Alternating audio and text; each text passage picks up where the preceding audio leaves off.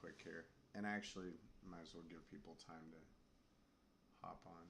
But I guess while we're doing that, let's go ahead and just say welcome back to Thought Bubble Podcast with us. I'm here with the promoting producer. Hello. And, me, Anthony. No big deal. And today we have an interesting podcast for you.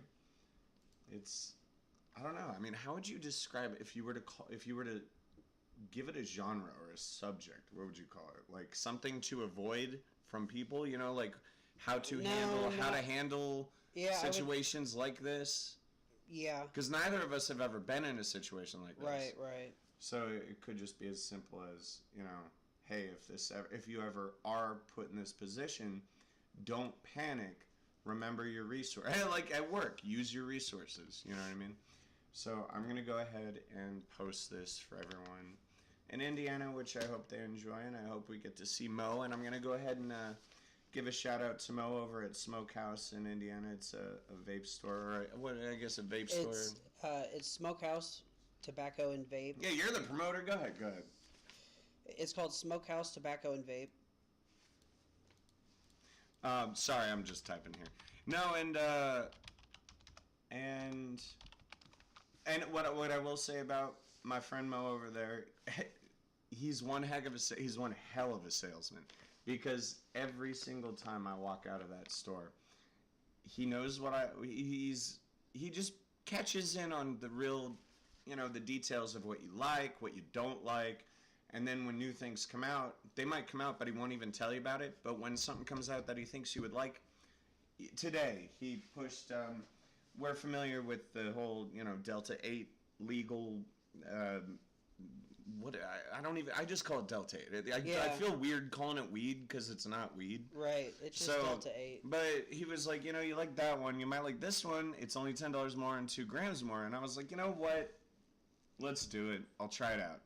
And I said, if I like it, I'll even talk about it on the podcast. Well, and he goes, by the way, Anthony, I knew you'd walk out of the store with one of these. And I was like, yeah. But he's great. He knows what he's doing. He's very humble about it. But he's good at what he does, and he cares. But he was right. It even tastes better. But anyway, so we got the plug in. Let's go ahead. We did the introduction. Let's go ahead and talk about this very interesting situation that our friend sent to me. Actually, the whole funny thing is, this came in right as I remember we were sitting here in this very same spot. So what it was, it was both our days off. Mm-hmm. We were about to do. Yeah, go ahead. We were about to build a table and then do a podcast, and then it turns out my new chair came that day. It was supposed to come the 7th. The 17th, yeah. It's supposed to be here January 17th, and it got here on the 4th. Yeah. So we put that together, and then I already moved some stuff in from my house, and I also got my muffler that day. Oh, yeah, and another update is, I got not really an update, but I was going to go to the shop today and drop everything off. Mm-hmm. But, of course, when it said it was open, we called them, and they said they're closed. So I have to wait till a different day, which is probably going to be my birthday. And I have to go down there and drop it off, but I'm going to be going out to lunch with friends and stuff while we do that. So on Wednesday. Yeah, on Wednesday. Yeah. So it should be fun. And then, of course, the afternoon, come by here. I think Finn's coming over too. Oh, you do want to come over here? I was actually wondering if. Yeah. So Finn's going to come over here after work, and then I'll see what John has plans for. Sure. Hey, could have a good game of Cards Against going on. Oh, yeah. We'd have to wait for Finn, but Finn won't be here till probably after 7.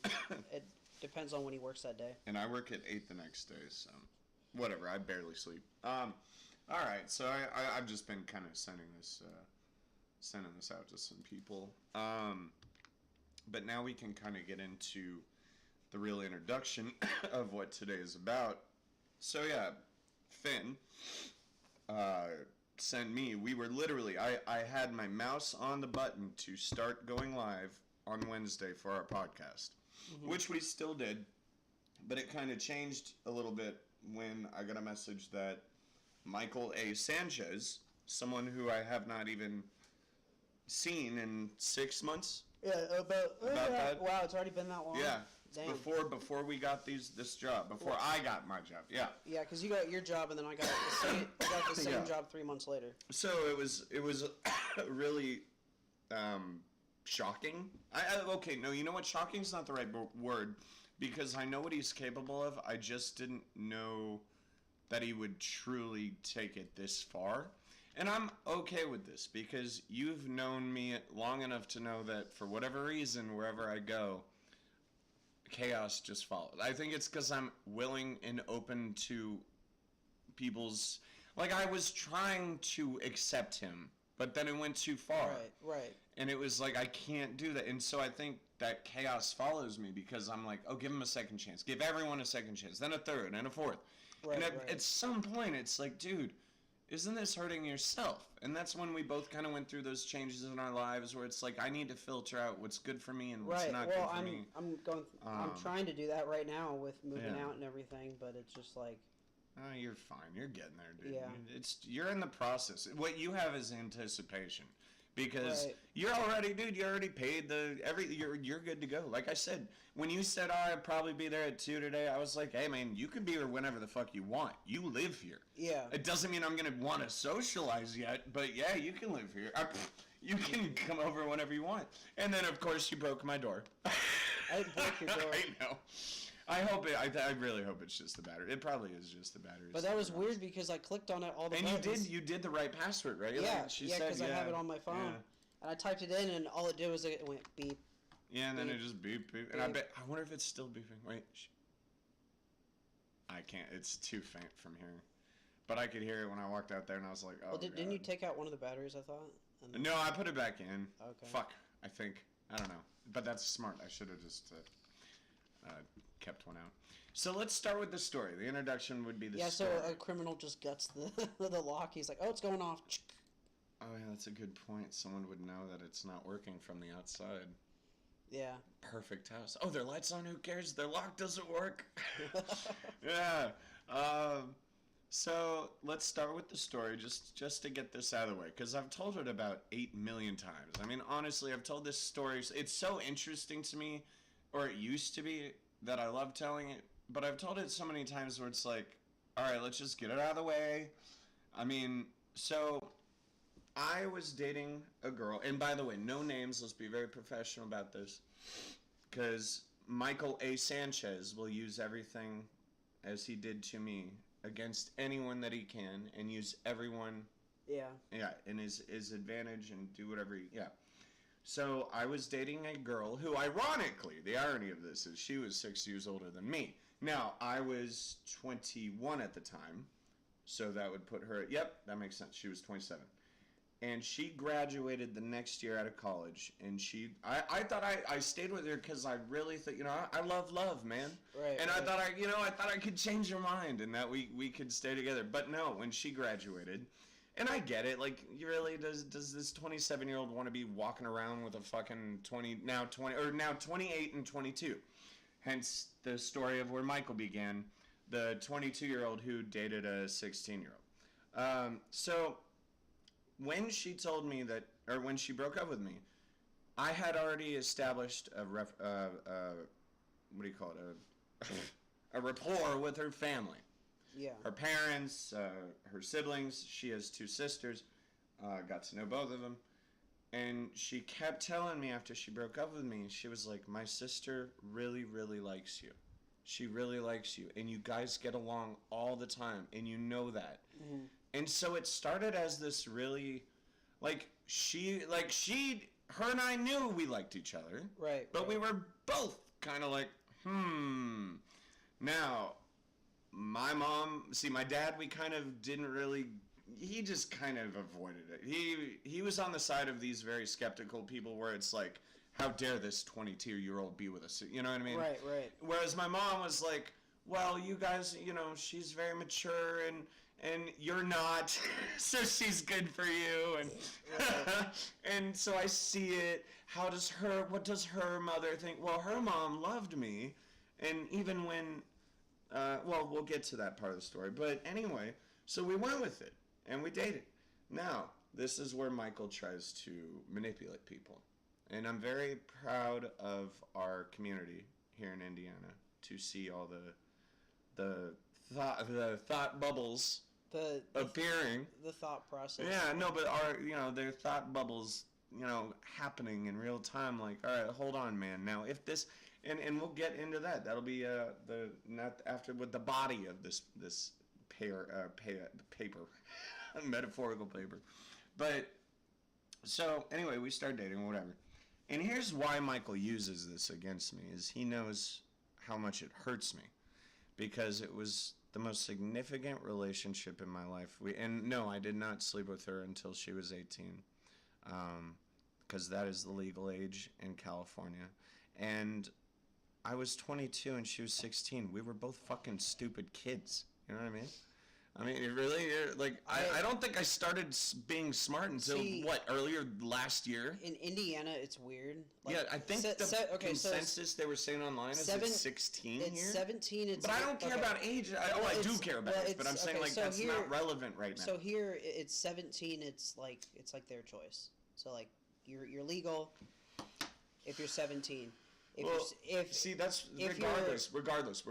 But I want to look. But what's interesting about it, just real quick, is because at 16 here it's parent consent. Because we're gonna get into this soon. At 16 here it's parent consent. 16 is parent consent. Okay, so that may or may not be true, but what I'm saying is, hold up, don't say anything yet, because a lot of the people in the chat that I got from Finn, some studied law or claim to have studied law. Like, I don't know them. So I don't want to say anything without knowing, but it's really interesting to see what they have to say. But what I mean when I accidentally said I don't care about age, what I meant was, in this case, it doesn't matter. She was 18. I was, what would that be, 24 then? Yeah, I was 24. So I was 24 and she was 18 when we consented to intercourse, sex. Fucking. Now, again, that is the story. Oh, and this is why Michael used it. She then cheated on me with, at the time, one of my best friends, who sadly passed away to alcohol and getting hit by a train. And he did it live on Facebook, and it's still there. I don't know why his family doesn't get rid of that. They're like, oh, please admire him, remember him. It's like, dude, you're showing a really dark side. He's mentioning a lot of creepy. Anyway, this dude that I thought was one of my best friends decided around the corner of my house after we'll call it an evening of fun with my girlfriend. For her, right? She wanted to leave all of a sudden. And I was like, okay, that's really weird, but okay. Turns out, this guy, well, he's dead, but I'm still going to leave his name out. But he was around the corner, literally on our, you go out the cul-de-sac, wrap around the street, there he was, waiting for her. And they did their thing to completion in the car. And then she vanished, and I had to drive down the street where she lived and knock on the door and say, hi, Miss Blank, And she was like, oh, Anthony, I'm so sorry. And I was like, oh, shit. I know what's going on. So I got ghosted by, someone who I was going to marry, and, ex-fiance, and who cheated on me with one of my best friends, or I thought. And Mr. Michael A. Sanchez took it upon himself to use that story to make me a criminal, I guess. So the first thing we did when we saw that, what I did when I saw this was I immediately called the police, because I don't know what to do in those situations. I've never been put or forced into. Well, plus, it's your reputation on the line. Yeah, exactly. Like, who I work for matters, right. and all of it. It all matters, and so it's really interesting. Hi, Missy. I don't know if you're still here. Looks like she's probably gone, but what was I going to say? So the first thing I did was call the police, and they came and filed a report, told me what actions to take next if anything else were to occur, and I will. And a lot of people had some interesting, this is phase 2 of this podcast, I guess, is people had some really interesting things to say. So we're going to go over it. Since it's all public domain knowledge, let's go ahead and begin. So let's pull up Mr. Fantastic here, because he had it here for me. All right. Do you have anything to say before we start? Because you said you read it once, right? Yes. I read it once, and then I was like, I got to read that again. That was interesting. I just looked it up again, and this is telling me something different. But really, all it says is for the age of consent, it is 16. Oh, you're talking about that? Yeah. It is 16 for, yeah. But again, that doesn't matter because she wasn't 16. Right. It, but wasn't. But also, she is listening while cooking. Nice. But also, I'm 25. I'm not really gonna go for a 16. No, and we actually remember I asked you about that even before this whole thing happened. I said to you, I was like, dude, if I don't remember what we were talking about, but I said, if a 22-year-old girl wanted to sleep with me, and I was interested, I'd say, sure, let's do that. But would I date a 22-year-old? No, we're on a totally different... Now, women are definitely developed faster and smart, than men, but that is still a different place in their life. Right. Now, to think that I would go, and as in his words, well, we're about to read his words, have fun with this, Missy. Drama doesn't seem to leave, does it? Doesn't matter how old you are. Even when you quit drinking, it just keeps coming. But, so, all right, I guess let's begin. Sure. All right, so this is the narrative as spoken by Michael A. Sanchez, who put this in public domain. So I struggled with the concept of doing this. I hope it doesn't offend anyone, but I thought it would be fun, really, truly. It should be fun. It should not be scary. It should be educational and, accurate. Anyway, so by the way, I want to ask, I have to know, how do you scroll on your phone like that and record it? I know, I just haven't Googled it. As simple as, dude, just Google it and you'll find it. For iPhones, we have screen recording on it, so, you just click a button and you can... I have an Samsung, but okay, well, I'll figure it out, whatever. But I love this. So, because when I asked him, I was like, oh, give me an idea. I thought he was going to be like, oh, they say this and that, but he literally showed it all to me. I was like, oh, this is amazing. So, I actually did go in and join the community, and I invited him to this podcast. I'm not sure, it says 0 people, but Missy is clearly here. So, I hope, anyway, let's begin. So he puts on all my information, my screenshot of my Facebook, which he shouldn't even have, which means he had to ask someone to screenshot it for him. Yeah. Because he's blocked on everything. When you scream the N-word outside of my window, or just scream it in general, or it just, and you can't stop arguing for no reason, and you're pushing the limits of everyone in the house, not just me, but everyone in the house, would that be accurate? Yeah. It can't just be me saying it. That's why you're here. I mean, even... You're witness. Even Sluggy Duggy would say... Even Sluggy Duggy wouldn't tolerate it. Right. Yeah, and that says a lot. But... So, okay. Anyway, he posts all my shit, where I went to high school, college, my info, my picture. And what did he write? You know what? I don't know. Oh, you know what? Missy doesn't know, so I'll read it out loud. Hang on. Let's take a look. It's very sad, actually. Attention, citizens. Oh, this was posted on Fisher's Chatter Uncensored by Michael A. Sanchez. And Fishers, Indiana is where I currently reside. And now they all know my actual home address, my street address, everything. They know where I live. The only fear I have is that someone might take this seriously and come try to hurt me. You know what I mean? Right. Yeah, that's really the only thing bad about it. I've already approached the authorities, Right. But anyway, attention citizens. If you're a teenage girl or the parent of a teenage girl and you live in Delaware Crossing off 106th Street, keep an eye out for this guy. I have an audio recording of him admitting to preying on a 16-year-old girl when he was 22 years old. Hashtag save our children. Now, this is when I immediately sent this to the police, because I thought it stopped there. I don't use Facebook. I didn't know about these, the group thing. So I was just like, okay, let's call the police. And that's when I told you we're going to have to wait for the podcast. The police will be here. And you're like, are they really coming? I'm like, oh, they said they'd be here. And they were. So once we were done with that, it's like, okay, now I have my case or my report number and what I need to do next and yada yada.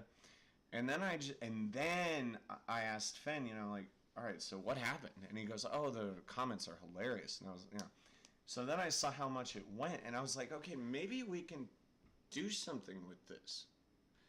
Now, I didn't know if it was ethically right to make a podcast with this, but I thought it would be fun to debunk him while staying positive and honestly thanking the community in which I live because of the general positivity of this. I mean, it's all very good thinking. Anyway, I know I just rambled a shit ton. Without further ado, let's go ahead and do this again. But from the top. Anyway, my information. First person. Greg something. Release the audio. And then Michael releases the audio, I guess. I didn't even know you could do that or something. And it says, and Michael says, a friend sent me this. And it's, Greg says, sounds like you're in a love triangle, and this all just random nonsense. But this all just random nonsense. Kind of true, Greg, kind of true. Don't know why he's in love with me, but he's, after 6 months after I threw him out, I mean, yeah. So, plus he said she was 17. Now people are just throwing numbers around. I'm not sure. Well, look, whatever the numbers are being thrown around, I just told the story. You know what I mean? So now everyone knows. But, and I've told it so many fucking times. But, plus, he said she was 17 and waited 2 years. Well, I got the 2 years part right. Right? Yeah. Before anything serious. That makes sense. Whatever, blah, blah, blah, blah. Which is legal. So, correct. So you'd think, at this point, you'd think, problem solved. Argument done. Right. Can we move on? Somehow it goes on. Let's see. Michael says, he wishes my standards were that low. Okay. And true, that's not technically a crime, which he now just says. Okay. Right. But however, that's deeply disturbing and creepy. Yes, a child dating another child is very creepy. Yeah. One immature person dating another immature person 6 years apart, very creepy. It's unheard of, actually. It's disrespectful to humanity. Now, let's see here.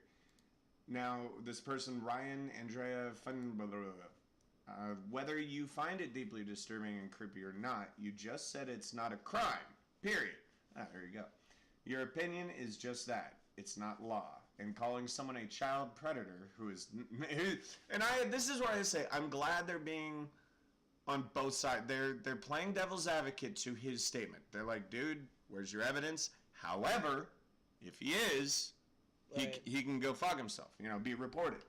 But it says, your opinion is just that, not law, and calling someone a child predator who is not, hopefully, will land your, he's saying hopefully he's not, will land your victims getting paid after they sue you. Also, I'd like to see the police report you claim you're going to, and so apparently he's claimed a police report that he's going to file. I think I beat him to it. But, yeah, a little bit. And also, like, blah, blah, because I think you already know what the police that they aren't going to do shit because a crime hasn't occurred. But I also think it's interesting. Now, this is where my brain started to, think. And really, I think deep down it's like, okay, if he does something else, yeah, I could sue him. I could take legal action. But do I want to? Remember what that cop said when he was here? Yeah, he's like, do you want to? Do you want it to stop? Or do you want to, make a buck, but, drag this out for months? Right. It's like, no, I want to stop. I just want him to get the fuck out of my life. I don't know what his obsession with me is. He can go away now, please. But, right. Yeah. I mean, like I said, I truly believe either I'm the first person who's ever truly said no to him, or this is how he treats everyone that said no to him. That's the only two theories I have. His behavior. So, what did you say? I don't want to repeat it. I don't want to put words in your mouth. What did you say his brain was?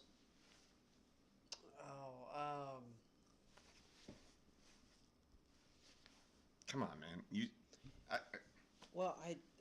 You said he was a child in an adult's body. Oh, yeah, that's... Yeah, I basically... Whatever, you coined it last episode in the podcast. Right. You're the one who said that. And I was like, yeah, that's actually pretty good representation.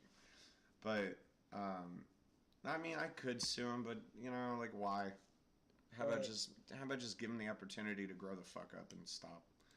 All right, let's see here, and yeah, we're gonna definitely have time for Andrew. By the way, Andrew, if you're listening, I know you want to talk more about that diabetes that you and your brother here has, but yeah, we're skimming through here. So now some people ask the next phase of questions come in. Someone I love that this matters. I'm not sure why it matters. Someone wrote, maybe I shouldn't say their names, but well, they were public too. Carly writes, and how old is he now? Well, I'm 34 years old. Born 1988, March 28th. Yep. No hiding anything here. And yeah, he says 34. And then he lives, and then someone's now, this kind of scares me. This person, Dara, says he lives in Delaware Crossing. So, like, this person probably lives in Delaware Crossing, you know, and now thinks, like, oh, this guy. Like, I might drive by her one day, and she's like, wait a minute. Wait a minute. I saw a picture of him once in a really weird post. I think he's that predator. Like, yeah, great. Maybe we lost a fan there. Okay. Touche, Michael. You're winning. Not really. And he says, correct. Okay, now this bothers me. Wait, hang on. So we have to come back to it. I don't understand the way that Finn scrolls through this shit, but at one right here. Here we go. Carly asks, and is he still preying? So implying that I was preying. Is he still preying on 16-year-old girls? Now here's just a blatant, I would love to get proof on this one from anyone I've ever met and know. And again, you're here as witness. He says, he admitted he would to me, but unfortunately, I did not get that on audio. How convenient that he wasn't able to get that on audio. Right. I mean, maybe I'm just that clever. Maybe I just say the real gnarly things when no one's, when the phones are all put away. Although his phone is always glued to his hand, so. Right. Dude, so have you ever suspected that I would touch an underage person? No. Exactly. Yeah. No, there's too many shitty things going on in this world for something like that to be. And so for him to say something like that, he's really hurting himself right here. He's really digging. He's Right. making incredible claims that really won't go anywhere except for hurting him. And I could take action. I'll see. Like the cop said, let's see what happens. And then let's see. We get into California rules in California. It's like people start to then get diluted in the conversation. It's like, hey, hello. Can you remember what's actually going on? Who cares about the laws there or here? Did I or did I not break the law?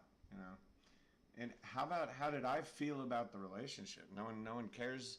One woman said something interesting, and I couldn't agree more. Because I'm gonna go ahead and skip through this shit. Because the more I talk about it, the more it makes me bored. Right. Yeah, it was an interesting play that he made. Right. Like, we'll call it his own little social experiment that failed. He managed to make one person block me, who I don't really talk to anyway. Cool.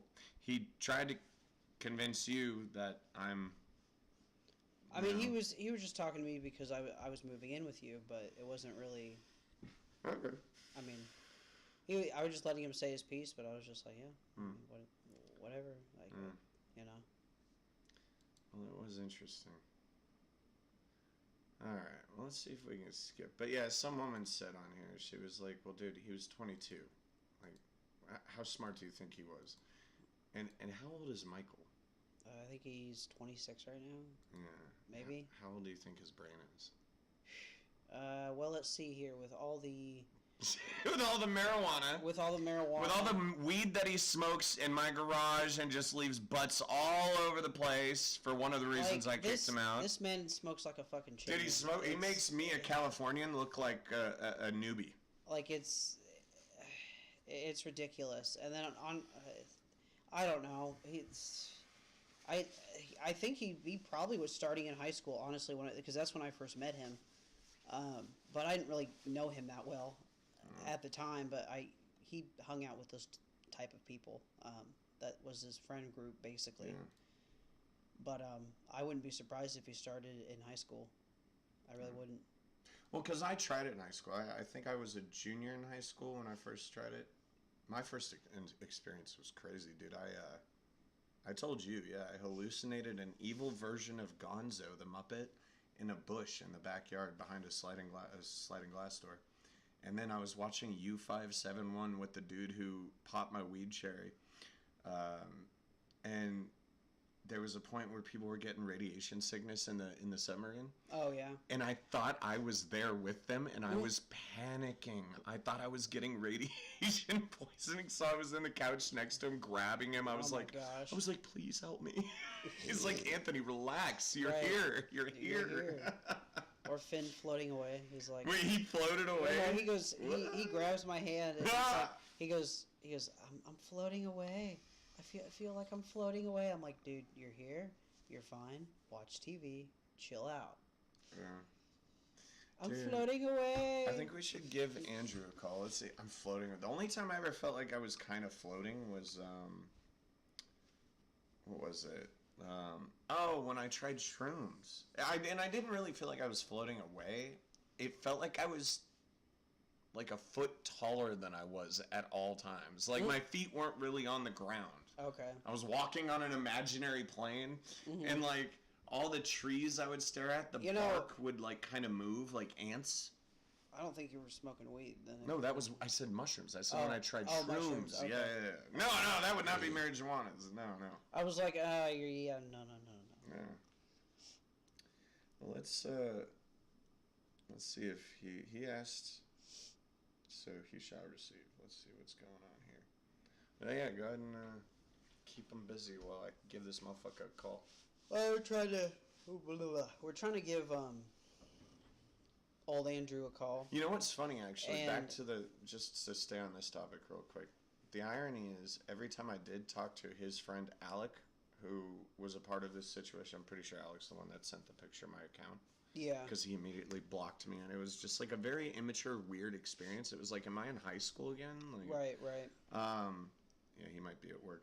But, he said soon, that's right. But the funny thing is, whenever I talked to Alec, I was intentionally kind of throwing in things like, I even, like, directly just straight up saying, like, he'd be like, oh, yeah, Michael, this and that, Michael, this and that. And I'm like, oh, Michael's there? And I said, oh, ask Michael what he thinks about this. What's his opinion on this? Just to kind of try to involve him in my life. Right. To see how he's doing. Mm-hmm. And it looks like his reaction, what's up, Seth? You're going to have fun if you rewind this. But his reaction to, in his reality is, this is my chance to, I see, again, I don't know what he wants. I mean, from what I've gathered from talking to him, it's really okay. So the best way I can put this into words is, he was clear back. This was like. Can we talk about what he did and why he got kicked out real quick so people understand why? I'm just letting you know what his point. Okay, go ahead. His point of view is up until now. I don't know what he's doing now, but besides what's going on now. Anyway, his after this happened, after he got kicked out and everything, he was very angry because I guess he felt he didn't get another chance.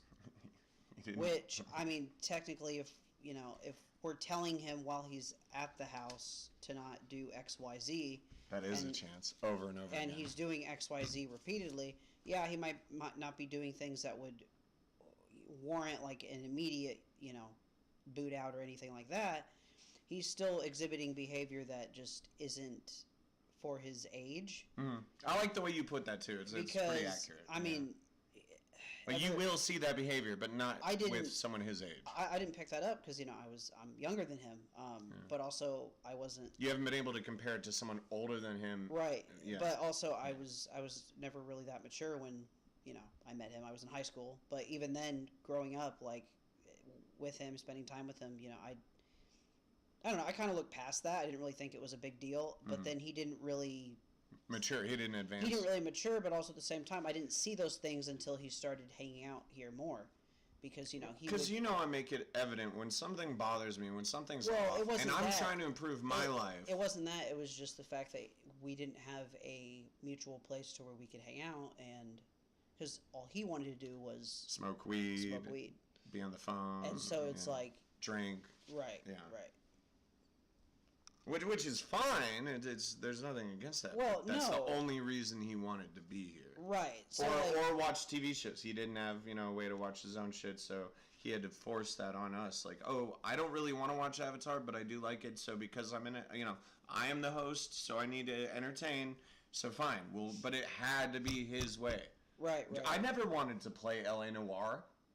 Dude, you know what I mean? Like, right. And that's actually the reason why I said, let's all take turns, because I was like, I don't want to fucking play. Like, I'll watch, but, like, I don't want to play. I don't want to play This either. is what he wants to do. But, yeah, so now you were saying not getting chances. Exactly. It's like, well, dude, so what happened? How many chances do I give people? Seriously. A lot. Right. Like you said, in the moment, if I say, dude, don't do that, how many times do you have to say the N-word before it's like, all right, you clearly aren't hearing me say stop doing that? And you're screaming it out my open window. And all my neighbors are old white people. Real good combination right there. But on top of all that, it's like, what did you do when I finally kicked you out? You really, really fought. Yeah. And I was like, dude, this guy cares. What did Michael do when I kicked him out? He fought me. Yeah. He didn't fight for anything. Right. He fought me. He just started belittling me. He wanted to come back. He wanted his place to... Like I had taken something that belonged to him. You know what I mean? Like I guess he kind of felt like he lost his...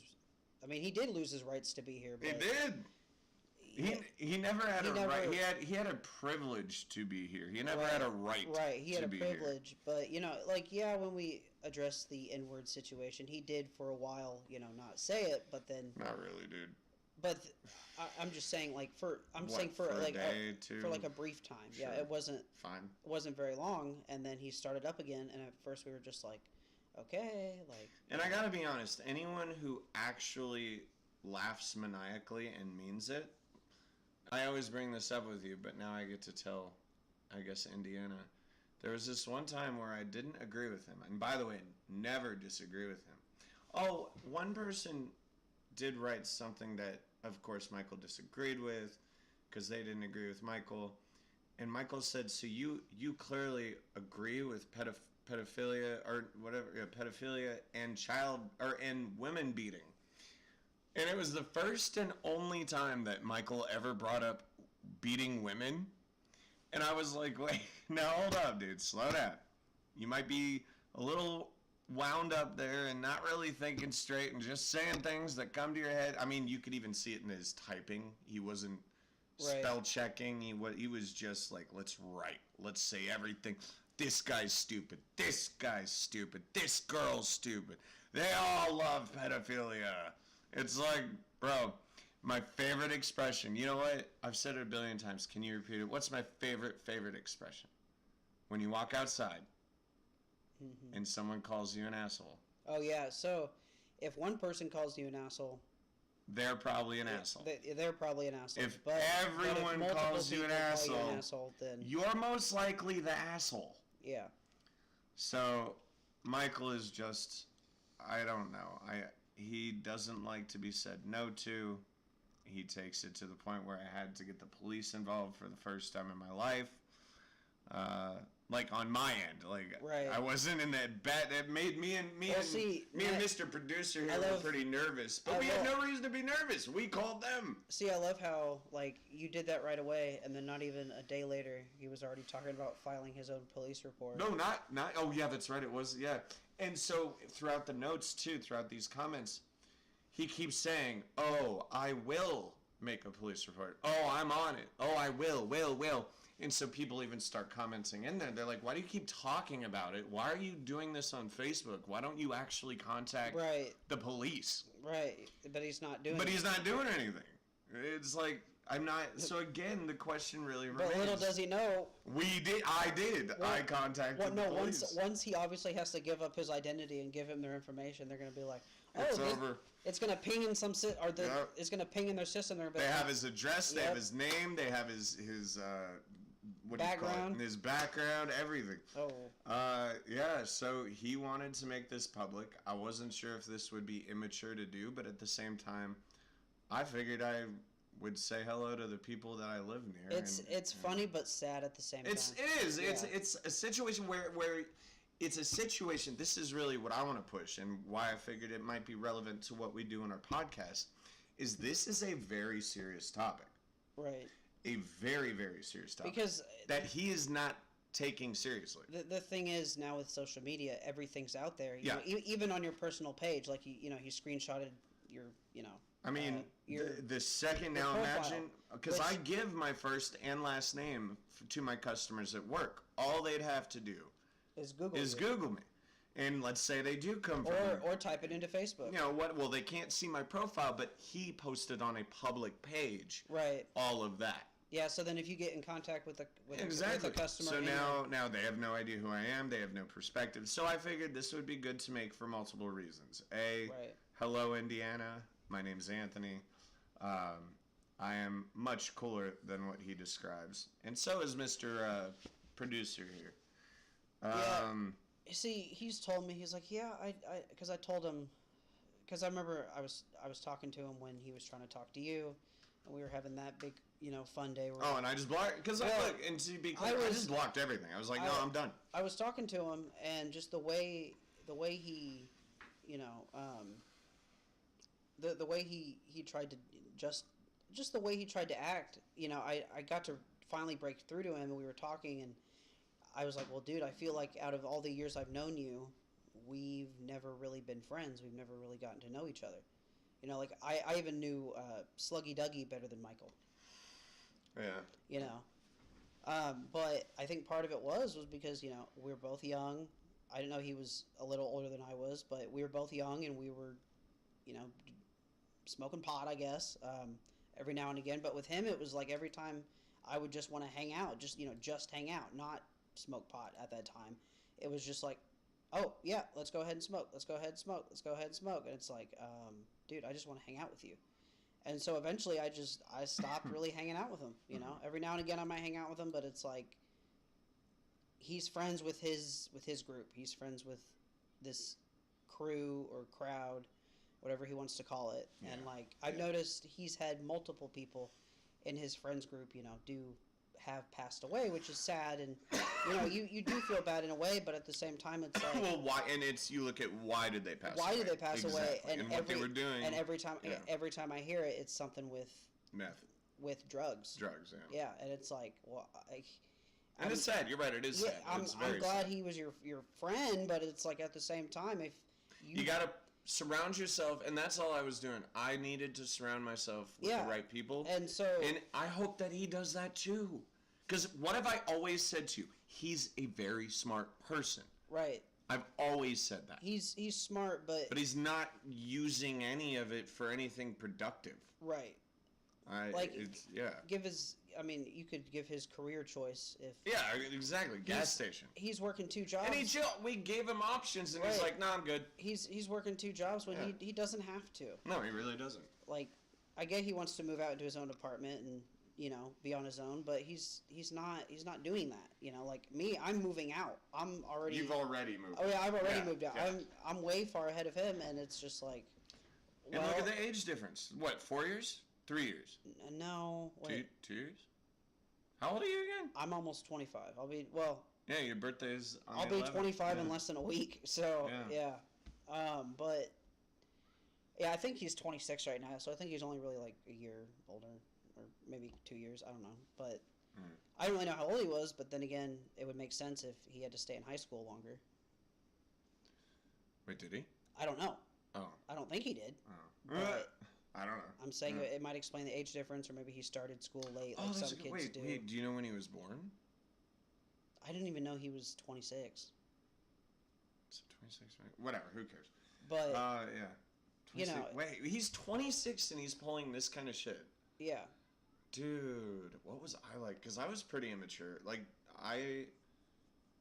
yeah, like I said, I was pretty immature up until, hell, I changed the most during the time I knew you, and that has been, what, less than 2 years.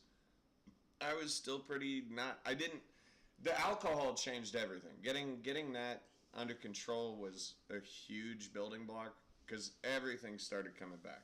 Memory and Right.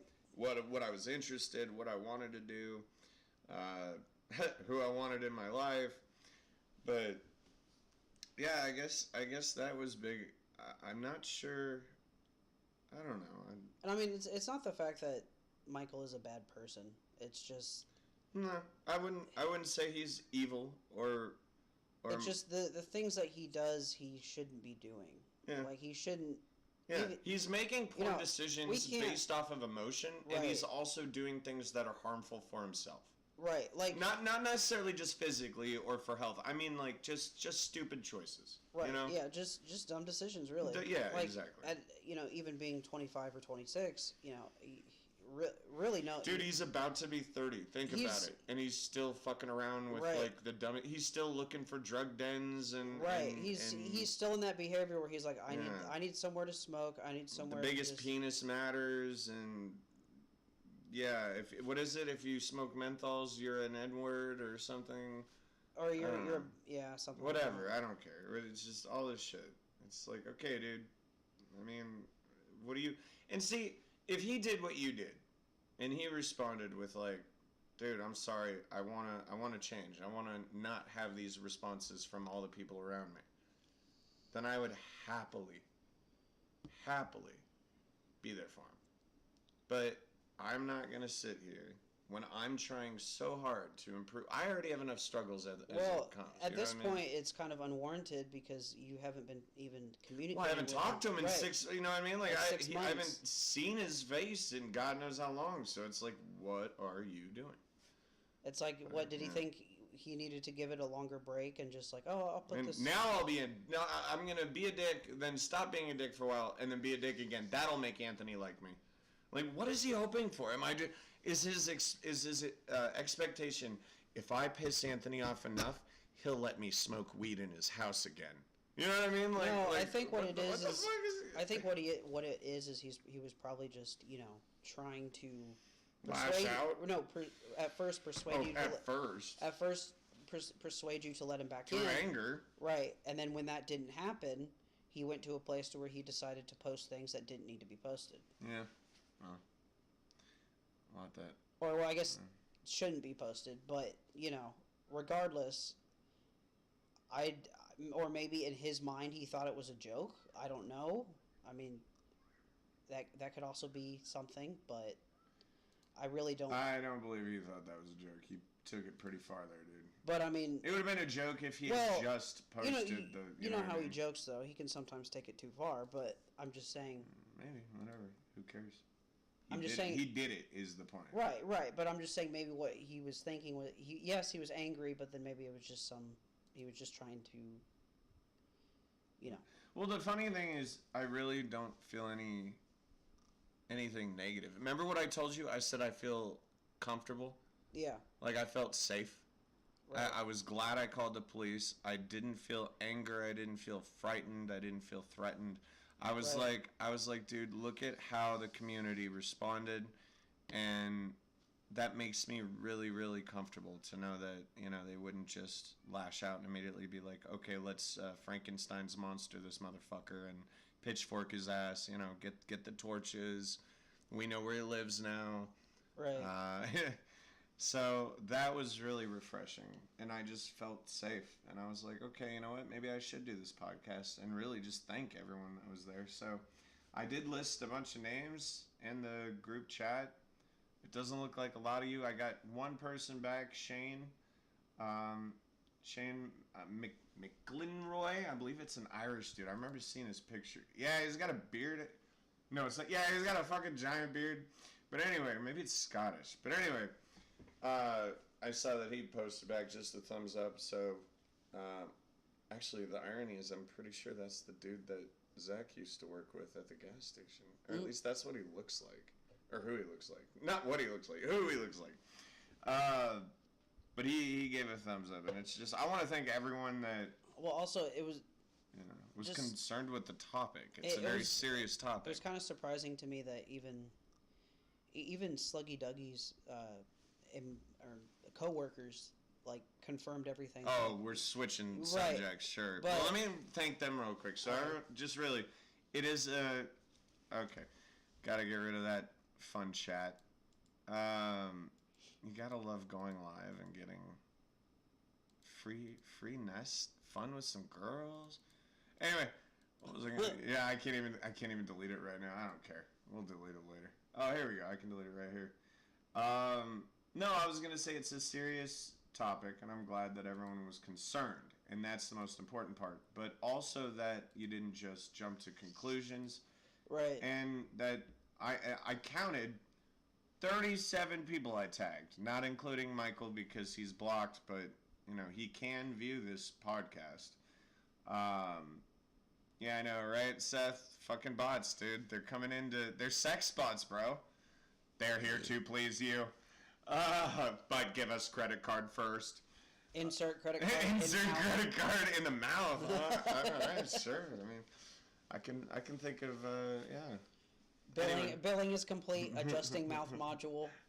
Oh no, rejected. How would you like me to moan for you, sir? Yeah. Anyway, so thank you to everyone. There's 37 names on the list. Hopefully people listened to it. It'll be there. And yeah, so now you were switching topics to Zach, Sluggy Dougie. Yeah, I was psychotic ex-roommate who is no longer with us. Well, because he would always tell us that he hated his boss and he said she was a bitch and his coworkers and everything. And there was one day where I walked in with him and I saw her and she was like, she has resting bitch face, but she's never been bitchy. Yeah. To me, at least, not to me. Well, I mean, maybe she was just like frustrated at that time, maybe with him. But like when I walked in there and I just was kind of, in contact with her. All right, he wants you to give him he wants you to give him your credit card so that he can get a good time. Took forever to get that sentence out, but just pass him. I don't have a credit card. It's the number's 4737 5849. Not even close. 3473. I think that's close to mine. I don't know. They're just numbers I'm pulling out of my ass. We'll go with 1212 and at AOL.com. At AOL.com. Yep. No. So when again, like you said, it's like okay, his perspective or what he tells us. Just like this situation with Michael telling these people, right? This is this guy. This is what he does. Same situation with Zach is you have to take it with a grain of salt. His perception, bots be saying. Thoughts. Hey, thought bots. Ooh, thought bots. Thought bots. Thought bots. You had to teach me the definition of. Well, I had to look it up, but yeah. So thought bots. At AOL.com. Excuse me. Excuse you. All right. Now, what were we saying? Oh, so the same situation with Zach, Sluggy Dougie. All we heard from him was, my boss is a bitch, my coworkers are assholes. Right. They're all grumpy, blah, blah. But then I've seen him work, and all he had to do was, here's bread, here's an egg that's already made for you, flatten out and all that shit, cooked and everything. Here's cheese, here's this. You put that on this, you put that on this, you put that on this, you wrap it up, you put it away, right? Pretty simple, right? That was it? That was it. Oh my God. For the morning, that was it. So in the morning, that was his job, and she had to keep coming up to him and saying, like, why aren't you listening? Why aren't you doing it this way? Same shit that I had to deal with every fucking day. So he would come to us and say, well, she's a bitch. And it's like, nah, dude. She's telling you how to do your job. You don't care. Well, yeah, she's trying to tell you how to do your job, and you're not doing it right. So now you have us thinking she's a bitch, but she's not a bitch. Because even after he said that, I did speak with her multiple times just to kind of, because she's the one that, like, if that Indian dude isn't there, she gives me my, would give me my cigarettes, whatever. And I just kind of, like, eye her out, like, kind of eyeball her, like, get a feel of her, like, all right, is she nice? Is she really bitchy like he says? And honestly, yeah, she does have that quote unquote resting bitch face, Right. but she never seemed to have she never sighed. She never, her eyes were always good eye contact. Like, she didn't seem like a bitch. And then, to top it off, when I went in the other day, and that dude with the hair, the dyed hair, the bigger dude, I said, yeah, he's no longer, he doesn't, oh, you were there with me, right? Right, yeah. And he said, good. Oh, yeah, that's right. Remember, he yeah. said good, just flat out good. And I was like, okay, so that's what people really thought of him. He was just fucking spinning his own story. Just like what Michael A. Sanchez was doing. He was spinning his own story.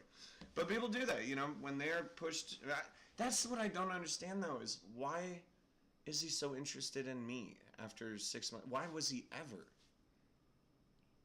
That's why I think it's just the simple thing of I said no, and he doesn't like that. Probably, yeah.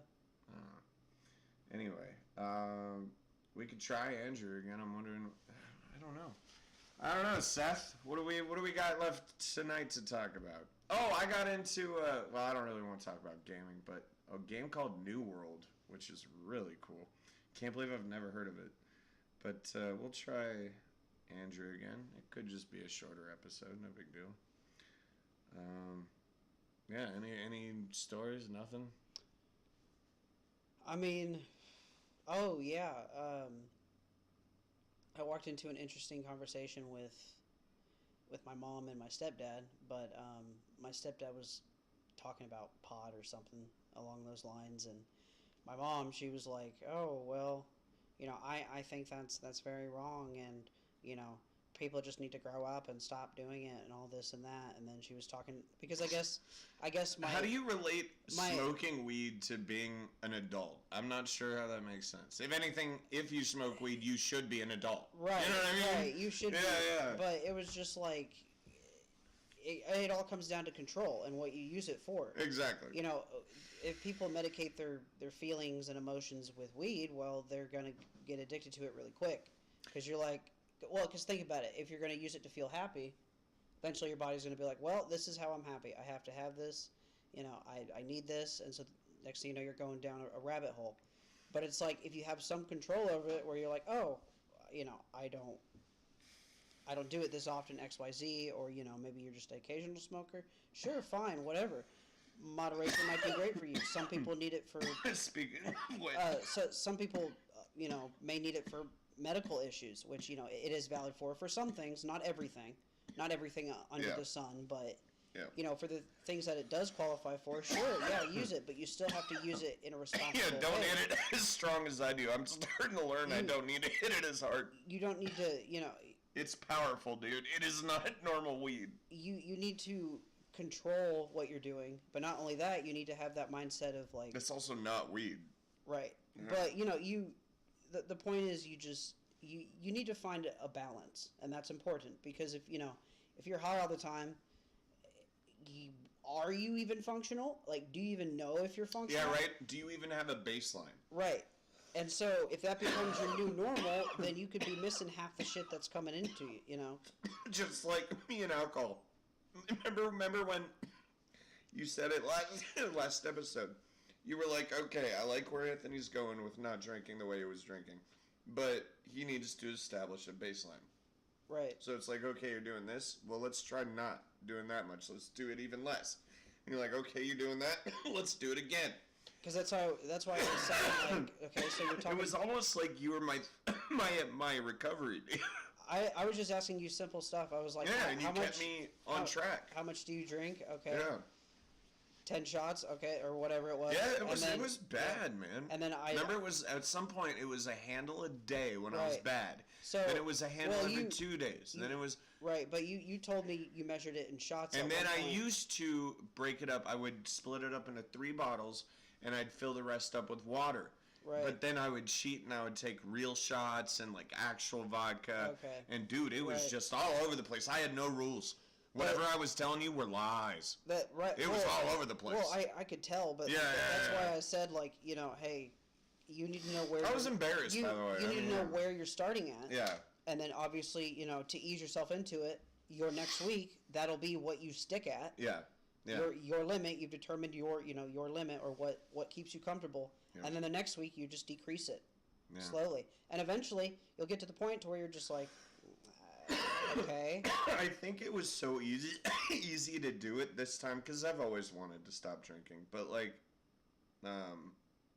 or at least have control like a goddamn human being. You know, I wanted to be me again. I missed being me. Well, and the problem was, when Zach was here, he doesn't have that type of maturity. He would not stop me. He would to even give you that advice. He probably just thought it was normal behavior from a human being. Right, and when Michael was here, he Michael would enjoy it.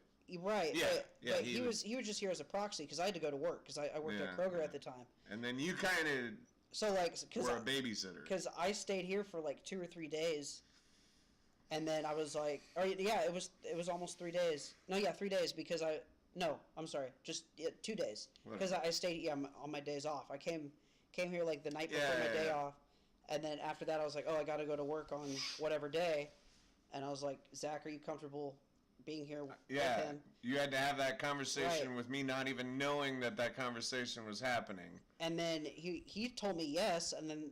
Oh, dude, yeah, you backed the wrong horse there. And then the next thing I know, Michael shows up. I'm like, okay, yeah, you're here to cover my place? He's like, yep. I'm like, okay, going to work. And that was the end of the conversation.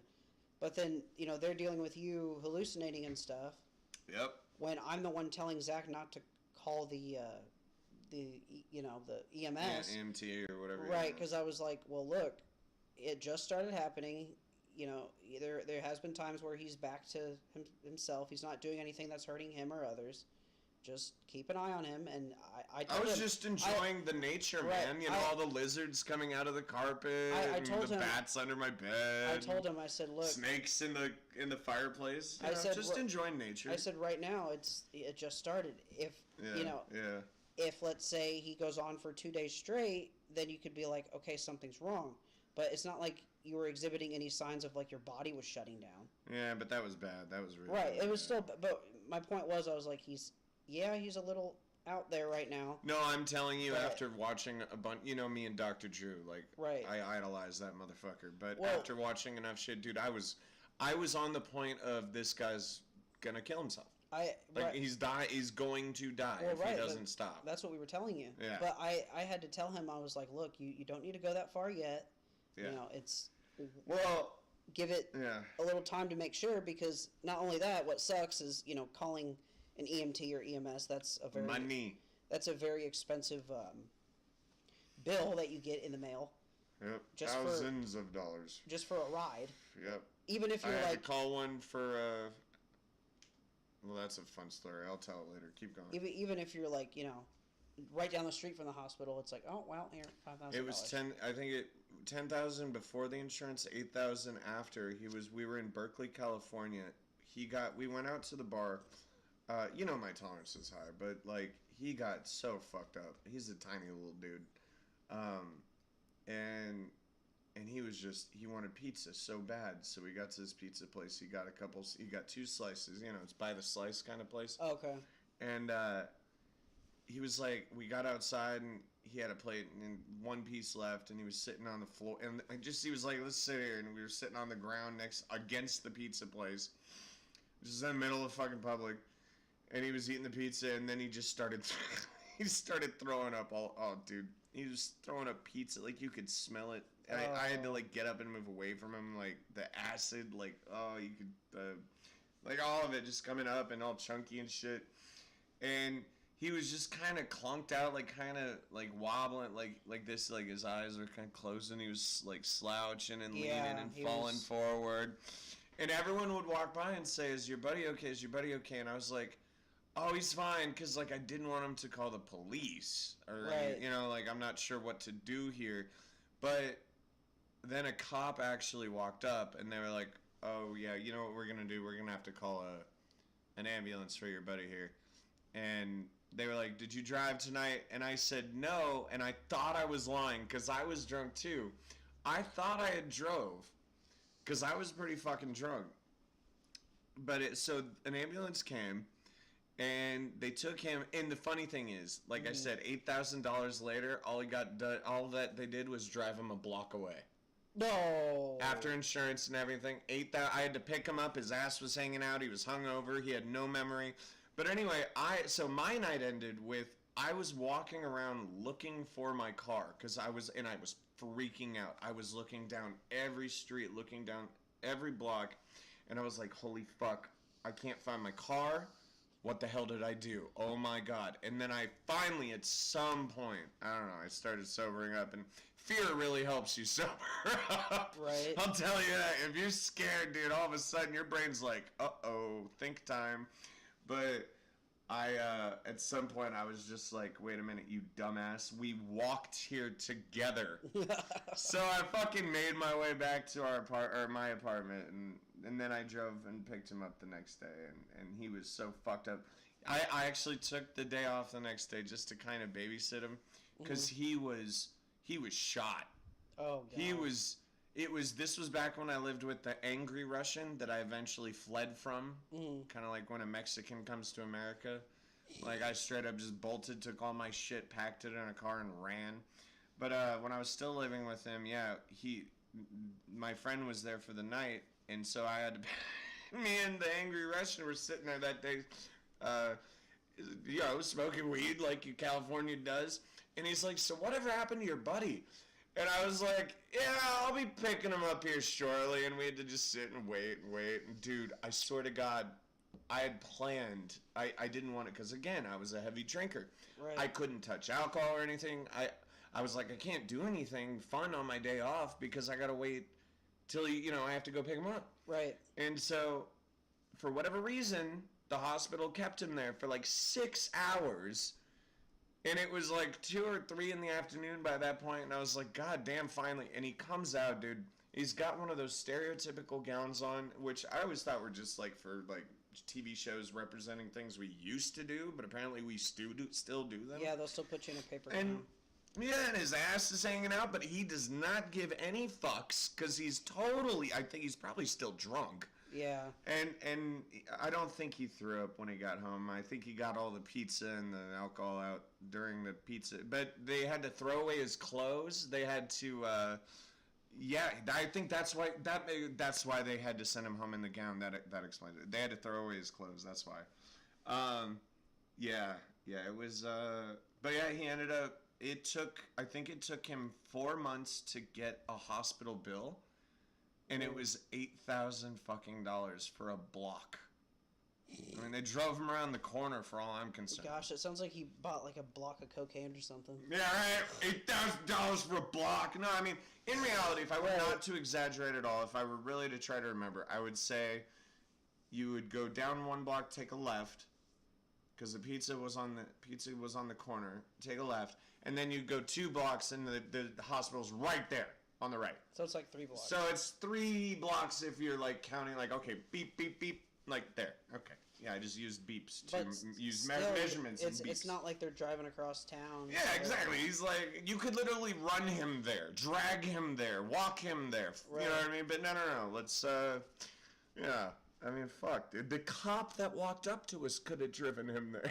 Yeah, that's true. He probably just didn't want him to. No, but he was a mess, dude. I wouldn't want the cop to do that. Yeah, if I were the cop, I'd be like, yep, not my job. Let's call my brothers at the at the hospital. But yeah, and the sad thing is EMTs, they're not like, fire department or police.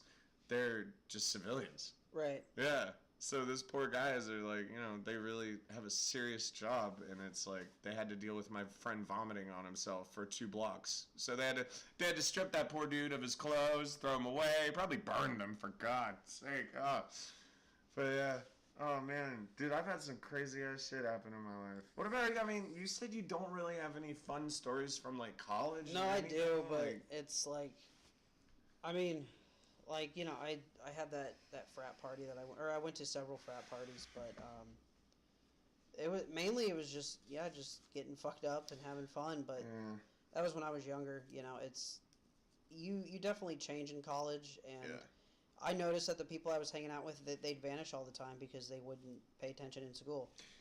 For me in college, I had the ideology of working hard and partying hard.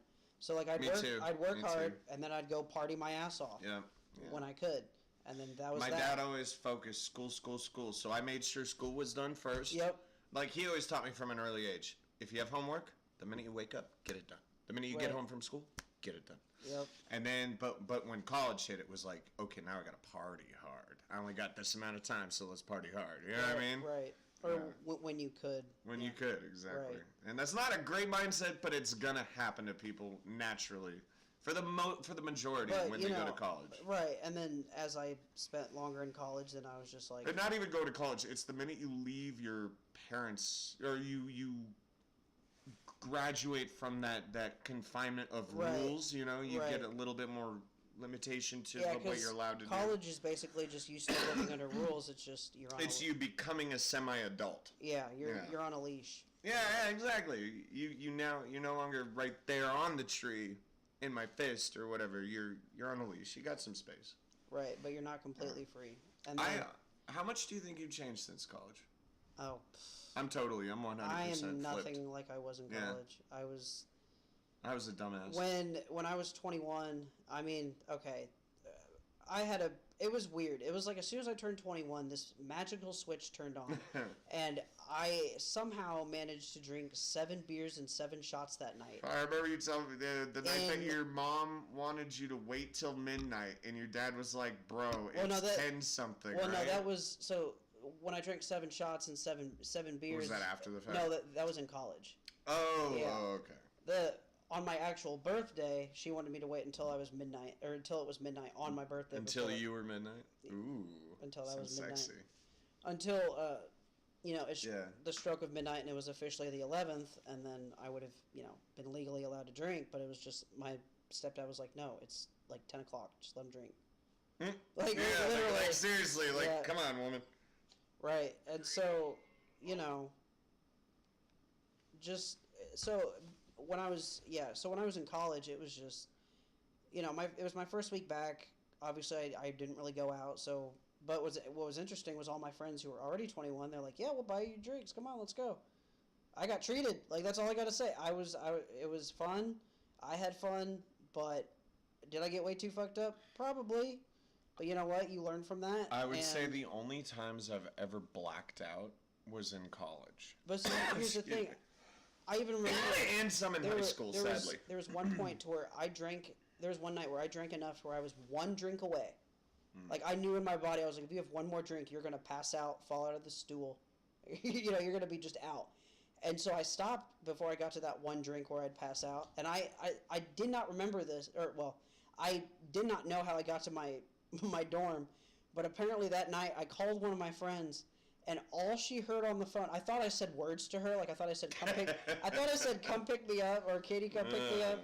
And apparently all she heard was, and she just knew. She's like, yeah, I'll be right there.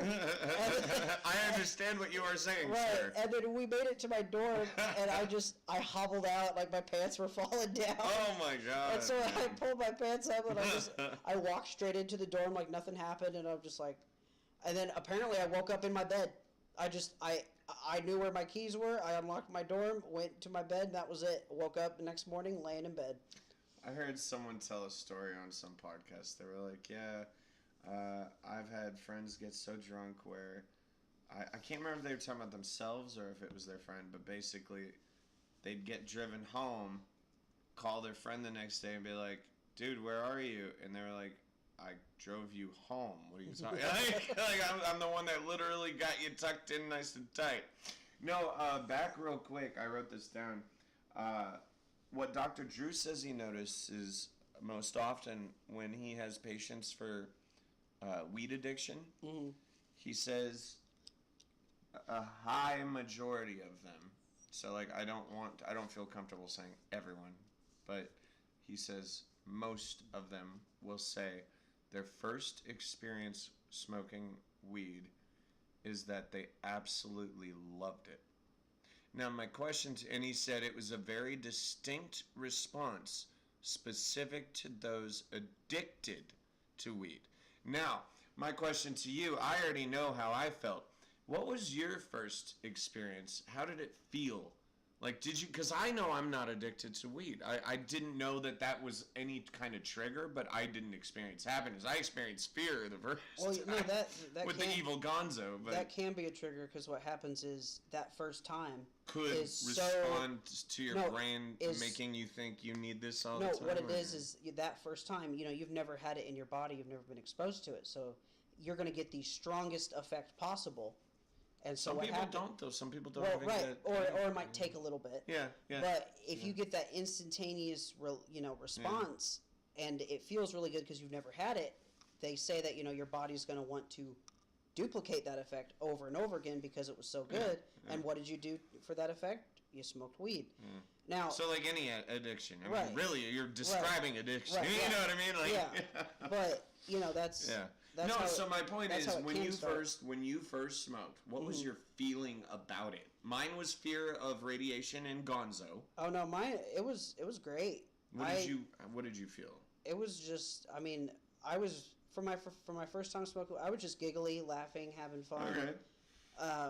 Just enjoying it, but at the same time, I knew like, hey, once you come down, once you're done with this, don't have the need to pick it up again. And it was good because I didn't have the access to it.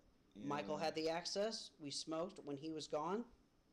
See, I had access to it for when I think it was.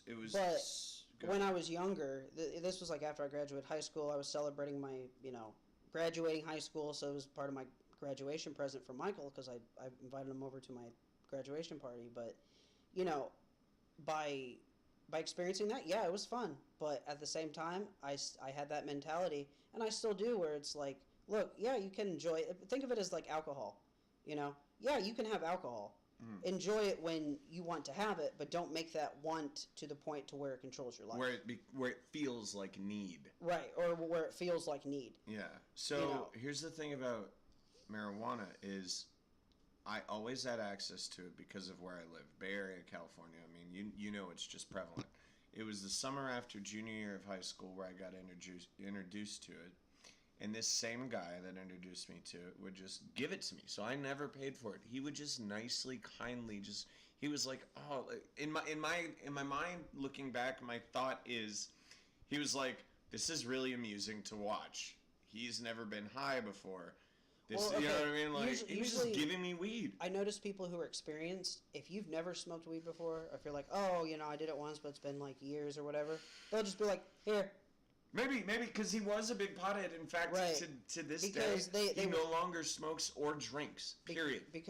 He had to give up all of it. That guy was the biggest pothead I knew, and he just stopped. One day I called him. I was like, "Hey, you still selling weed?" He goes, "Oh no, I haven't smoked in years." And I was like, "Oh." And then I checked in on him like 6 years later. Same thing. I'm like, dude, very nice. I mean, good for him. So, that's what I'm talking about. Control. If you use it, he said it was affecting him negatively. Right. If it affects you negatively and you don't have control over it, why are you doing it? He couldn't remember anything. Like, it was really giving those like stereotypical negative effects, like the ones that people make attribute to. Like, everyone must feel this. It's like, no, we don't all experience that. Right. And we can also, we use it for medication purposes, like focus and for you, pain. For major. Because for me, it's mainly my back. It constantly hurts. Really, from what I found out about it is, I went to the chiropractor for my first year. They said, your back is straight. And they're like, how are you still having pain? I'm like, I don't fucking know. Like, it still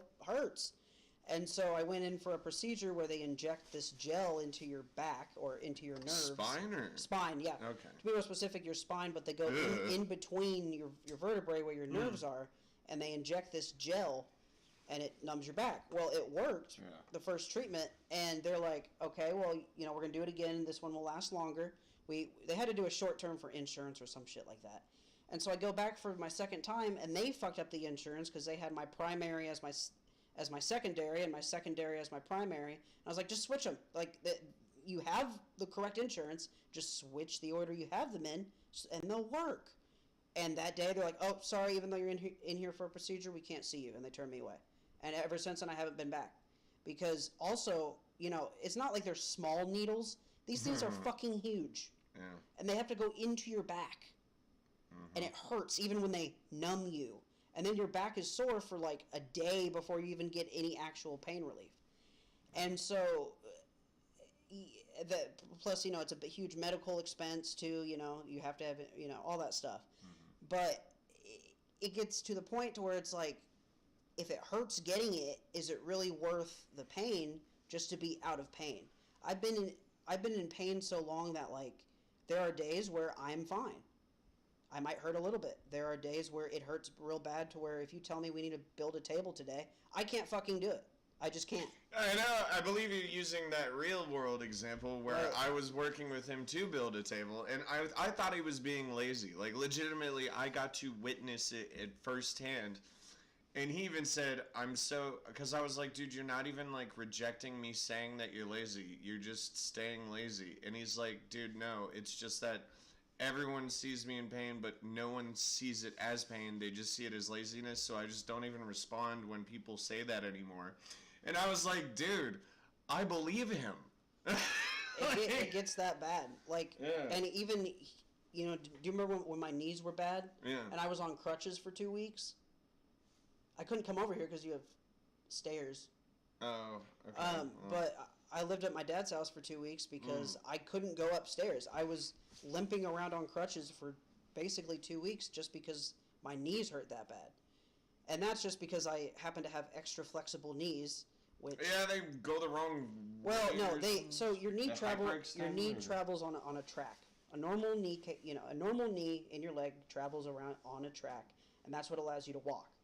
Since they're extra flexible, they can go out of track. Not like fully over, but they just kind of go off track, and it causes moderate pain to severe, right? Well, in this case, when I was on crutches, my kneecap actually went over, but I was able to pop it back into place just by gently pushing it, and I just barely touched it, and I heard like a pop back into place, and then I just had pain for 2 weeks. But when they did an x-ray and all that stuff, they're like, everything's fine. They're like, you did the right thing, it seems like, but nothing was damaged. And, even now, even after that, my knees are better, but they still hurt. Like, there are days where I want to do something. Like, I want to go to the gym, or I want to accomplish something, and then it's like, it could hit me after work. I could be done with work and be like, what? I can't fucking move, I need to take my medication, which really my only other options at this point are needles, which I'm done with, knowing I'm diabetic. I can't do any more needles. My goal is to be completely off Ozempic, which I'm going to strive to, especially when I move out, because I will have more control over my diet and what I'm eating and putting into my body. Yeah, and forcing yourself to have to order out. Right, and combined with weightlifting. Or all that processed bullshit at your mom's house. And now that I'm weightlifting and not taking insulin, I won't be gaining weight so much, or fat very easily. Mm-hmm. When I was younger and they thought I was type 1, I was taking insulin a lot. And even though I'd work out and lift weights and still look good, I'm still packing on fat. Like, it was just, I was ballooning with weight. And so,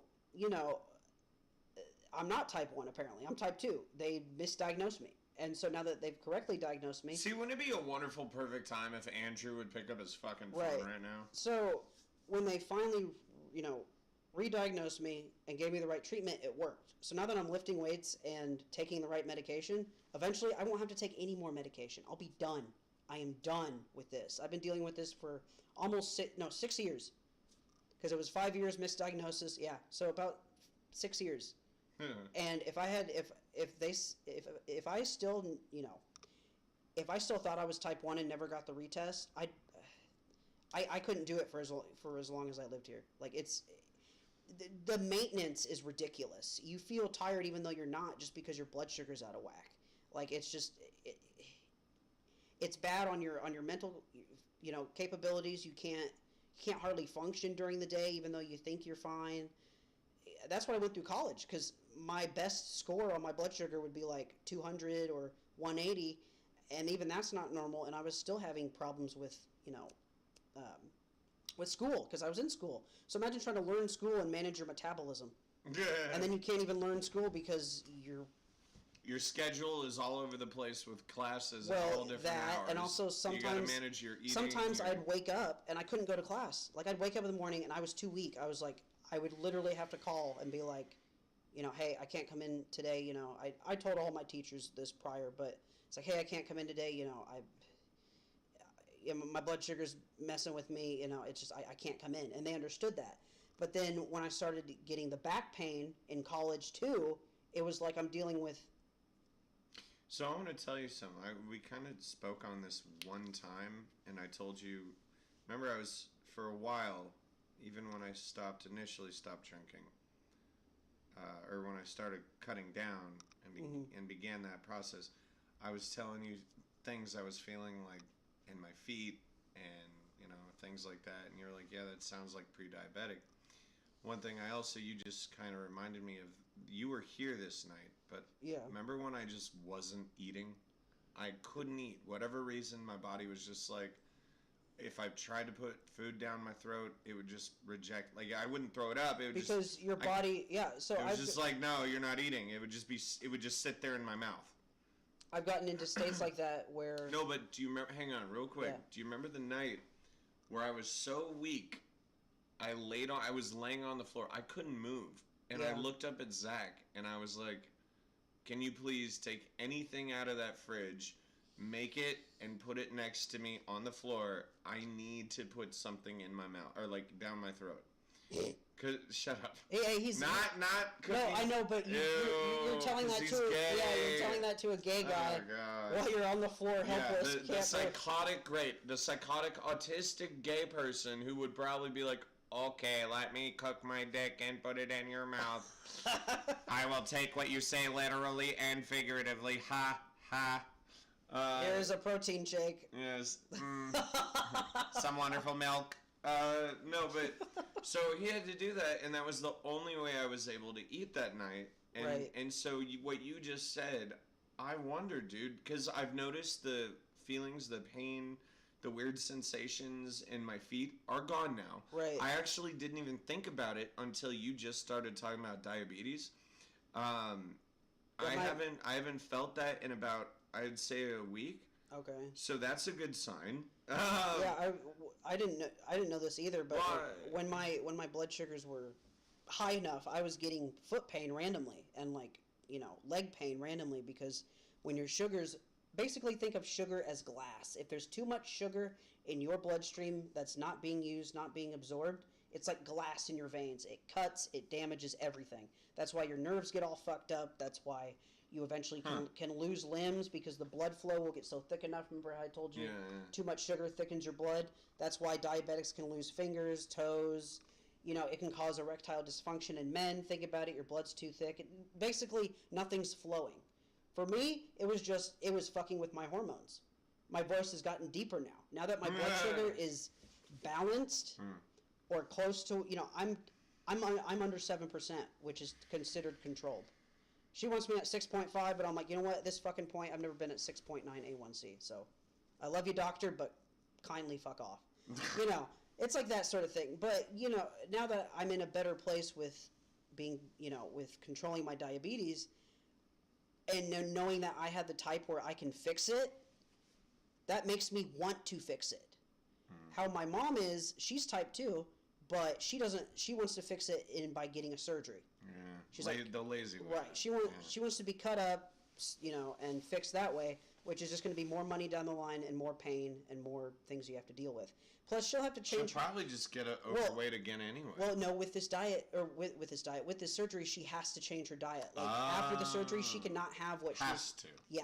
She cannot have what she's still dining on. Now, she's cut back a little bit. I can tell she's getting ready, for when they give her the date, when they call her and everything like that. But I don't think she realizes yet that, she'll have to say goodbye to the vast majority of things that she enjoys eating. For me, I want to do it naturally, and when I do it naturally, then I can get control over my own diet, and then I can still have that stuff that you're not supposed to have.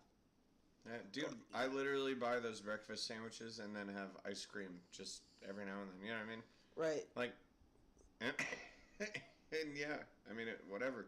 As long as you do it, everyone's body responds to food differently. Right. But you work out, so you will eat more than me. I am not even interested in eating in the first place, so I just make sure that I do eat, and what I eat is good. Right. But I will enjoy ice cream now and then. But see, also, you got me kind of turned on to broccoli. Really? Yeah. All right. By Not really even because it's broccoli, but because of the contents of it. Well, no, that, but also the fact that you've introduced it in a way to where I'm gonna eat broccoli. Okay. Because it's it's high protein. It's easier for me to get my protein intake in. Because when I used to lift weights when I was younger, I did something called dirty bulking, which is basically you eat mainly carbs and fat to bulk up. But by doing it naturally, I will actually be putting on more lean muscle than fat, and I'll be gaining the weight the correct way. And by the way, even with this Ozempic, and it's numbing my hunger, which is essentially what it does, and I'm working out again, I'm already looking better, and I've been taking like almost half a year off weightlifting. Just by starting again and allowing my body to say, hey, this is when you're allowed to eat, because now my body's learning again, hey, this is when you need to eat. This is when you don't need to eat. Because your hunger hormones are messed up when you're type 2 as well. That's a main part of it. But it was affecting all these areas of my life, but I didn't know much about it because I had to deal with it by myself. When I was diagnosed, it was one day in the doctor's office, and then after that it was just like, or not even a day. It was maybe an hour or so, and then it was just, okay, do it on your own. Here's your parents. They'll help you figure it out. And they didn't even know what they were doing. And when it went on like that for so long, and it was all about getting the right doctor and the right tests, and then it pissed me off that I found out they didn't even test me. They just thought because I was physically fit, and looked good, that I was just type 1.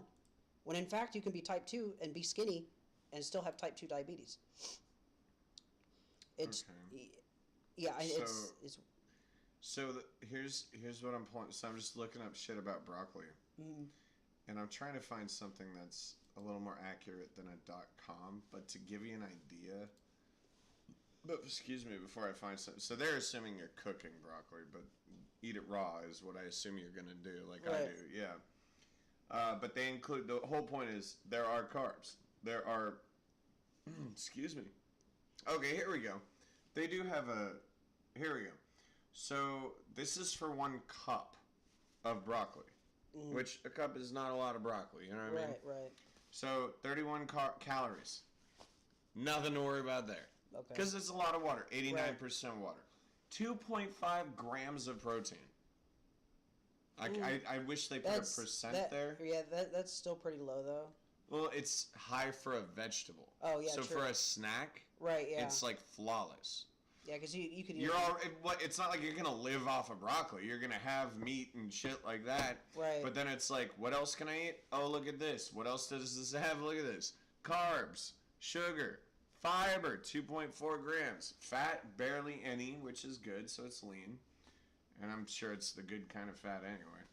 But yeah, dude, it's a perfect snack, and if I've introduced it in that way, good. You said spicier ranch. Yeah. I'd put like a tangy. Well, not really a tangy flavor, just a spicy flavor. And vitamins, dude. It's got C, K1, B9, it's potassium, manganese, iron. Exactly. It's got all the micronutrients that it's perfect. Yeah, and then also I've actually read this, that most people who lift weights, they miss out on their micronutrients. You need both macro and micro. A lot of people don't even think about it. They're like, I never did. I was really bad at okay. Because but also the part of the reason why I've also been told this too, that abs are made in the kitchen. They are. Abs are made in the when kitchen. You work out, that's only like 10 to 20% of the work you're actually putting into if you want to get fit. The rest is diet. You can't. You can't outwork a bad diet. You just can't. True. Oh, I see what you mean. And I thought you meant like doing dishes. I was like, no. What kind of sexist shit is this? Even if you're lifting weights. Girl, if you want to look good, get in that kitchen. My gosh. Even if you're lifting weights, 2023. You're only burning maybe at maximum 200 to 300 calories. Now, if you go back home and eat a carton of ice cream after you just worked out, you've just reabsorbed way more of the calories that you just burned off. On top of that, you're even more, and you're just going to gain fat on top of your muscle. So it really depends on what you're doing, but even if you're bulking up and you do it healthy, then you can eat as much as you want, eat until you're full. Yeah, and it's kind of like the whole concept of a cheat day. I've never really understood that. So I just eat. Well, like I said, when my stomach tells me it's hungry, I'll feed it. If I feel like I want something like, let's say, a McDonald's cheeseburgers, I mean, because I don't, I told you this, but I weigh myself every morning. And even though I'm trying to gain muscle mass or just weight in general, I'm still stuck in the same fucking, like, well, it scared me. I was at 173 about a month ago, and that freaked me out. But usually it's between 176 to 183. And it's like, yeah, sure, I can eat whatever I want because I already don't focus so much on food.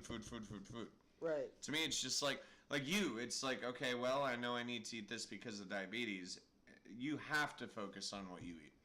Everyone else should just be really focused on, okay, am I eating enough? Good. Am I eating too much? Okay, no, good. Am I eating too much? Okay, let's not. And, you know, stop also, thinking about, oh, the taste is so amazing. That's when you get to enjoy it, really. You know, when I take that ice cream out, I have a little bit, and it's just like, oh. Well, that's the thing, too. Like, even when I plan on switching my diet around, like, yeah, I'm still going to go out and have burgers and fries and everything. Yeah, fuck yeah.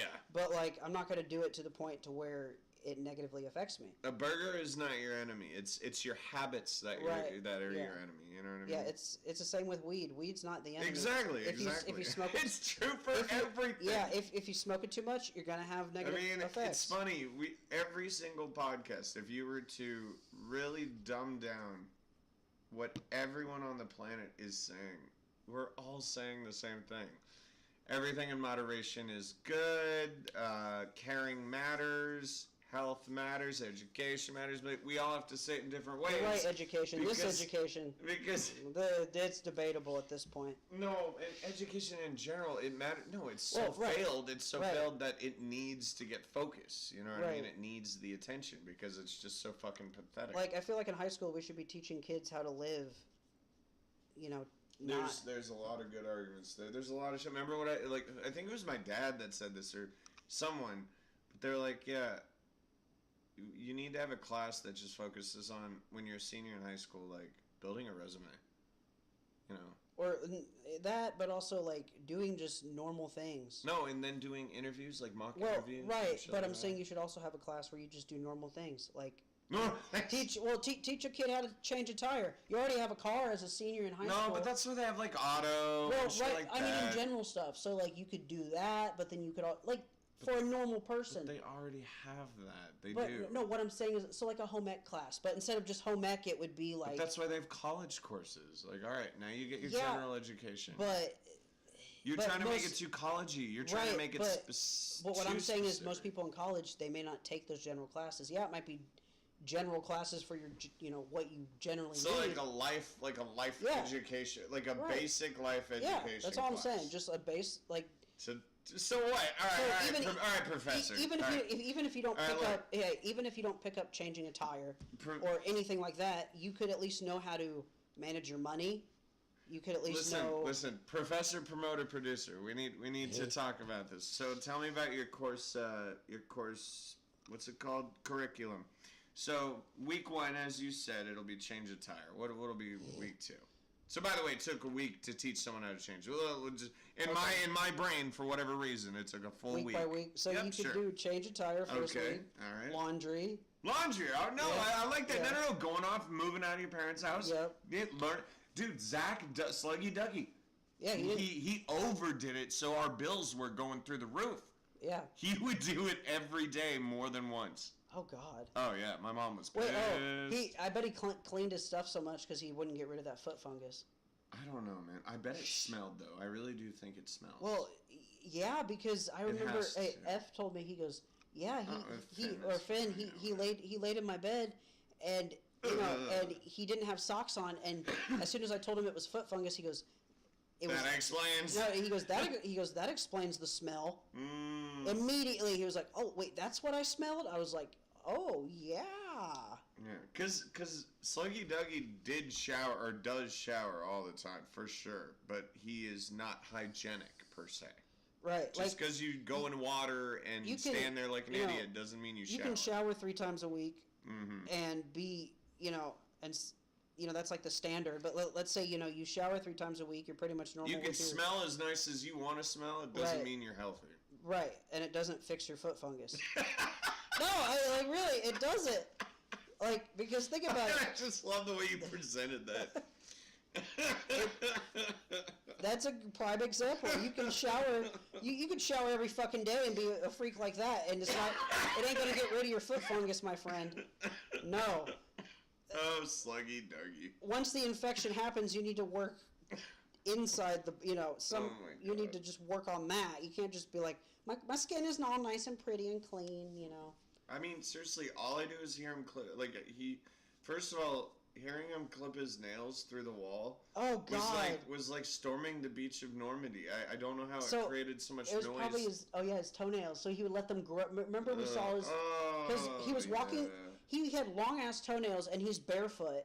And then he sits next to us, and that's when Anthony. That's when I looked down, and I was like, oh. And then we told him, we're like, even if you don't cut your nails, at least. Yeah, that's right. Like, look, your nails are already nasty as they are that long, but you really need to focus on that foot fungus, dog, or toe fungus. And that's how it would get under there. If your nail's so long, guess what? There's a nice little damp, humid area for this. Where was he shooting those nails? Ew, I totally have to vacuum your room before you move in there. Well, I told you to vacuum. I know, but we had to move that shit in there when we were building the table, remember? Right. Oh, God, I'll definitely vacuum, but we gotta finish that. Maybe steam the carpet, too. Oh, my God, seriously. Well, I mean, you did take his deposit, so if you actually need to do a deep cleaning. Yeah, but he didn't pay rent, so he still owes us money. He's a cunt. Sue him? I mean, I would not. See, me and my mom both, we didn't even bring that up. It's definitely something we could do. Right. But, like, again, we are the kind of people who are just like, fuck it. Yeah, it is it's too much. It's over. We're just not dramatic like that. Like, I like entertainment. I like this. I'm I not like saying... talking about it, seeing it as a story. I don't like progressing it in the sense of, like, it becomes hostile or... Right. I don't mean it in, like, annoying. making drama, because I don't like drama either. Like, it's just I try to stay away from it. I like seeing it. Like, I love hearing the gossip. If there's drama about somebody else and something else is going, I'll listen to it. This is it. I mean, entertaining as fuck. Yeah.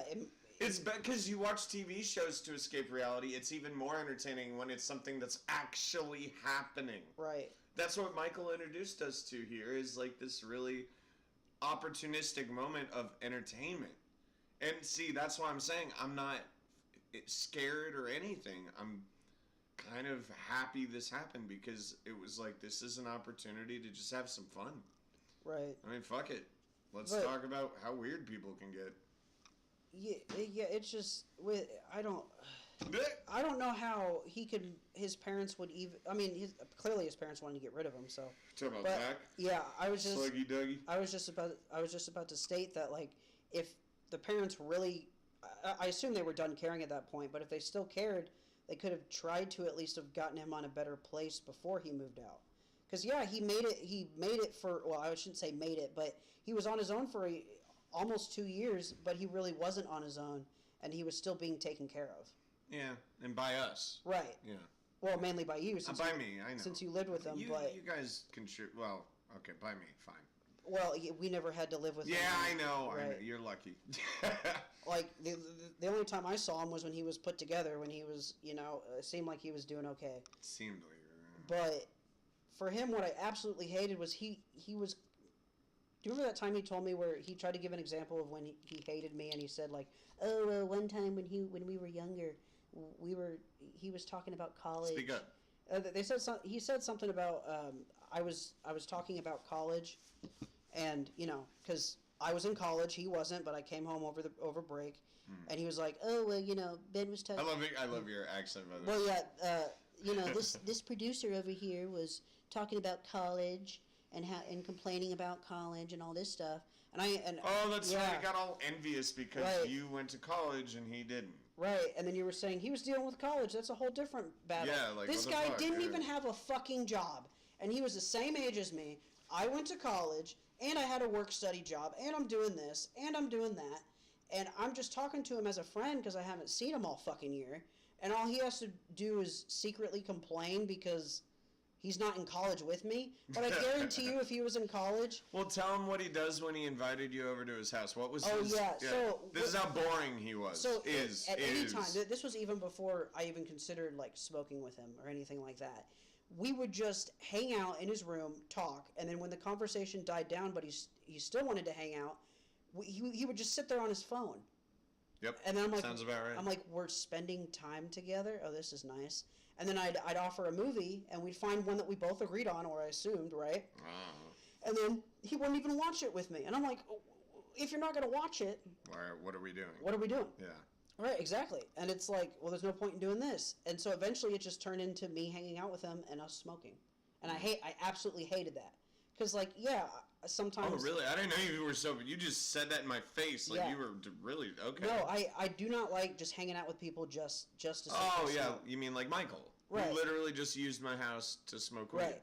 Yeah. Now, I hate that too. Now, it's like, dude, what are we doing here? Right. What if we're hanging out, playing cards, watching TV together, having fun, and we happen to smoke, hell yeah. Fine. Sure. Hell yeah. I'm down. But if all we do is say, hey, let's hang out, and then we just immediately roll up or do this and do that. Because you got to understand, I want to say something too that I've never really brought to anyone's attention. But whenever any of you come over, and this is still true, so just so you know where my mindset is, whenever anyone enters this house, my thought days before is, I need to be a good host.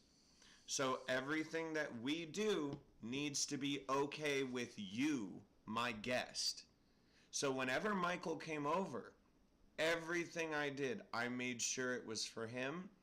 But then when I kind of started pushing back, it was, no, dude, just keep watching. Trust me, keep watching. It gets better. It gets better. Well, and then he'd pause it and tell us what. And then, he wouldn't shut up, and then he'd tell you that you weren't shutting up, and it's like, all right, man, this is getting ridiculous. And then he'd literally, how many butts did I sweep up of weed in my fucking garage? How many times did I tell him to stop doing that? Even, well, you even reminded him multiple times, throw it in the trash can. Throw it in the trash can's right there! Even I reminded him. Like, dude, you want to smoke? Smoke. I know this is why you come here, but throw it away. Do it respectfully. Yeah, do it respectfully. It's like, if you don't want to hang out like a normal fucking human being, whatever. It's kind of like if you're still living at home and your parents let you smoke cigarettes when you're just smoking it in the house. Like, just throwing them around. Right. Like, dude, even I have systems. I mean, shit. See, look how sexy that system is right there. But, it got to the point where it was like, I would come here for a break because I'm dealing with... Break from your family, exactly. Well, from living with my mom, not my family. That's what I meant. Sorry, that's specifically what I meant. Well, my mom and my younger siblings. Well, and your sister. My sister mainly, yeah. So I just came here for a break, and I would have fun. I wouldn't, because here's the thing, I had to spend money to come here because I haven't had my bike in 2 years that I'm finally getting back. I haven't had affordable transportation, and so I would always have to spend money to get here in terms of Lyft rides and Uber rides, and sometimes they'd be expensive. I mean, not too much, but still expensive.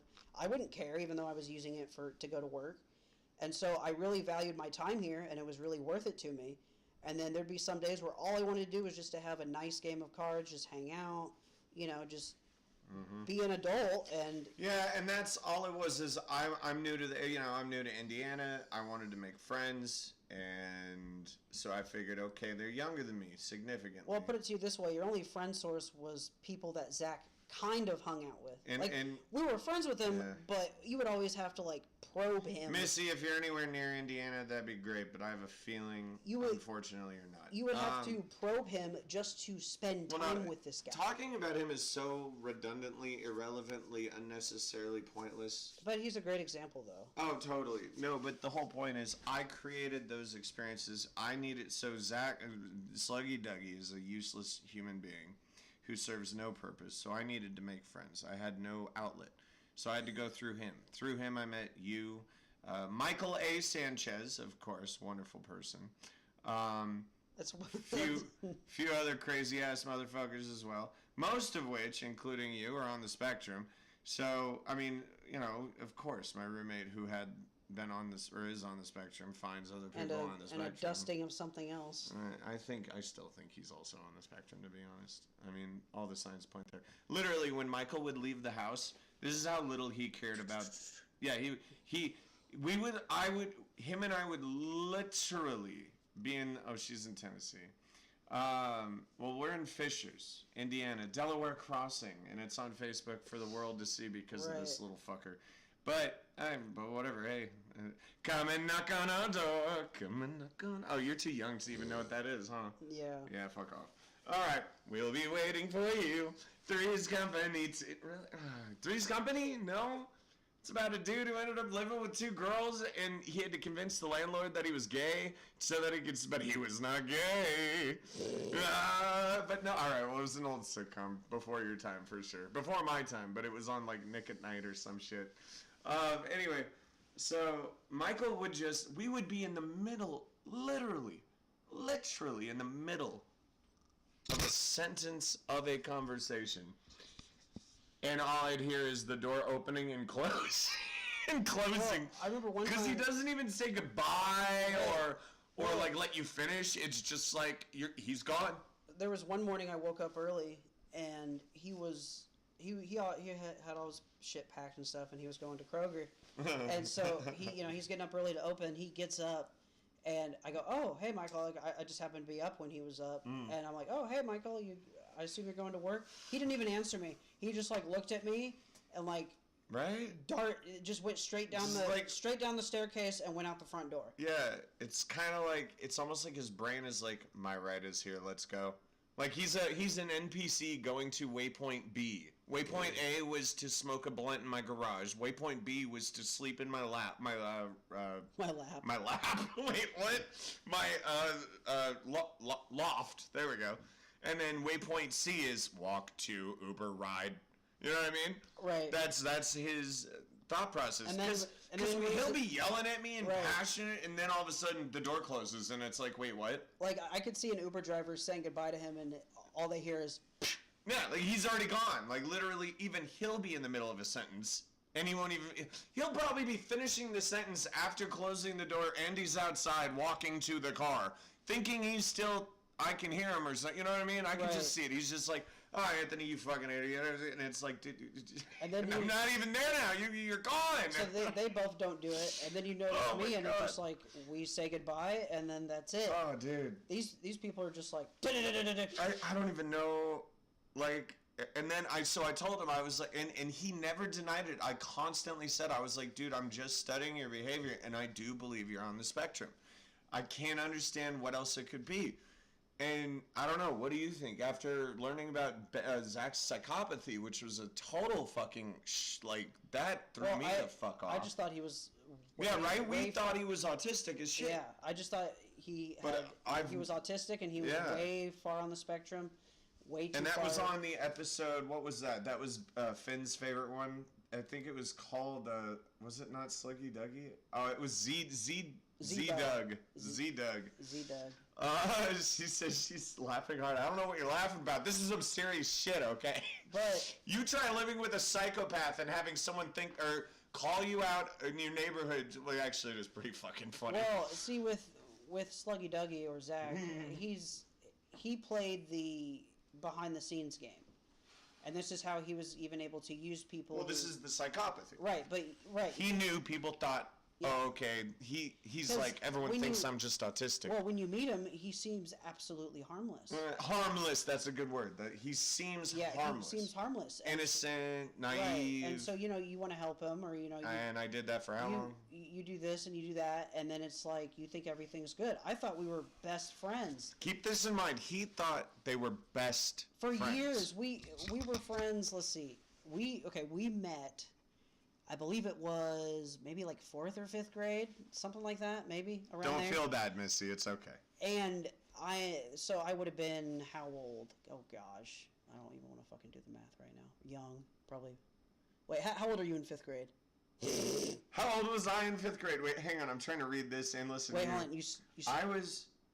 Wait, hang on. 10? Dude, you're kidding. Wait, I don't. 10 hold 11? on, I don't know. Okay. Wait, how old are you in general in 5th grade? Isn't it like 10 or 11? 5th grade. Fuck.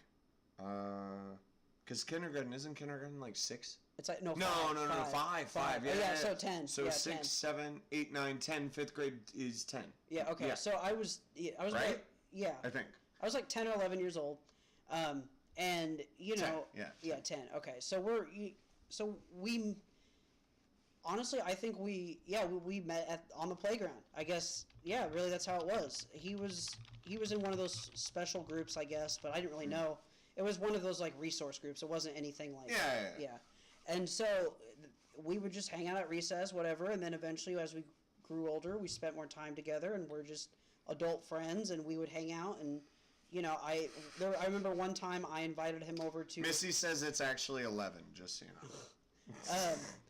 I remember one day I invited him over to a hotel room because I wanted to get a hotel room for a night. Wait, in kindergarten you asked him, in 5th grade you got him up into a hotel room in I 5th wish grade? I was that rich, but also you're not old enough to even rent. You wanted to bring Sluggy Duggy into a hotel room?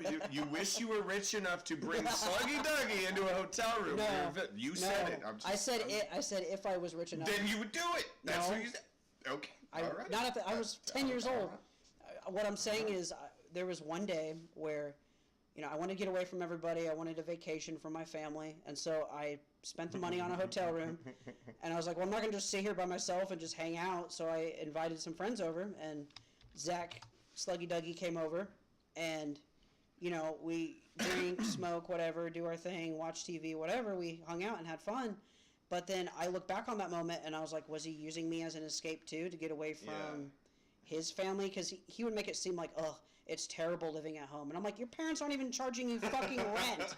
I'm living at home after college, and I'm being charged way more money than I should be with the budget that I had. And, just all this stuff. And I was like, I would love to have your parents. I would have loved to have his parents. Yeah, they're carefree. Yeah. And they're good. They're kind people. And just talking to him, it was just like, wow, these are really nice, good people. Yeah. And I didn't really see why he was, awkward toward them, or just he didn't. I guess he didn't want his friends to hang out with his parents, which I guess is kind of natural. Well, you know what it is? I think so. I thought about this a lot actually. Is whenever I went there, who was I hanging out with? His father, probably. Yep. Yeah. Yep. And if it wasn't his father, it was his mom. Right. Because she's out there, but she has good conversation. There'd be times where his mom or dad would just invite me over. And really? I would be over there with them. Oh, but that's because you're good, close family friends with them. Yeah, yeah. But I mean, like, we would just hang out and talk. And, and smoke weed with his dad. His mom. Oh, that's right. Yeah. I forgot she does. Duh.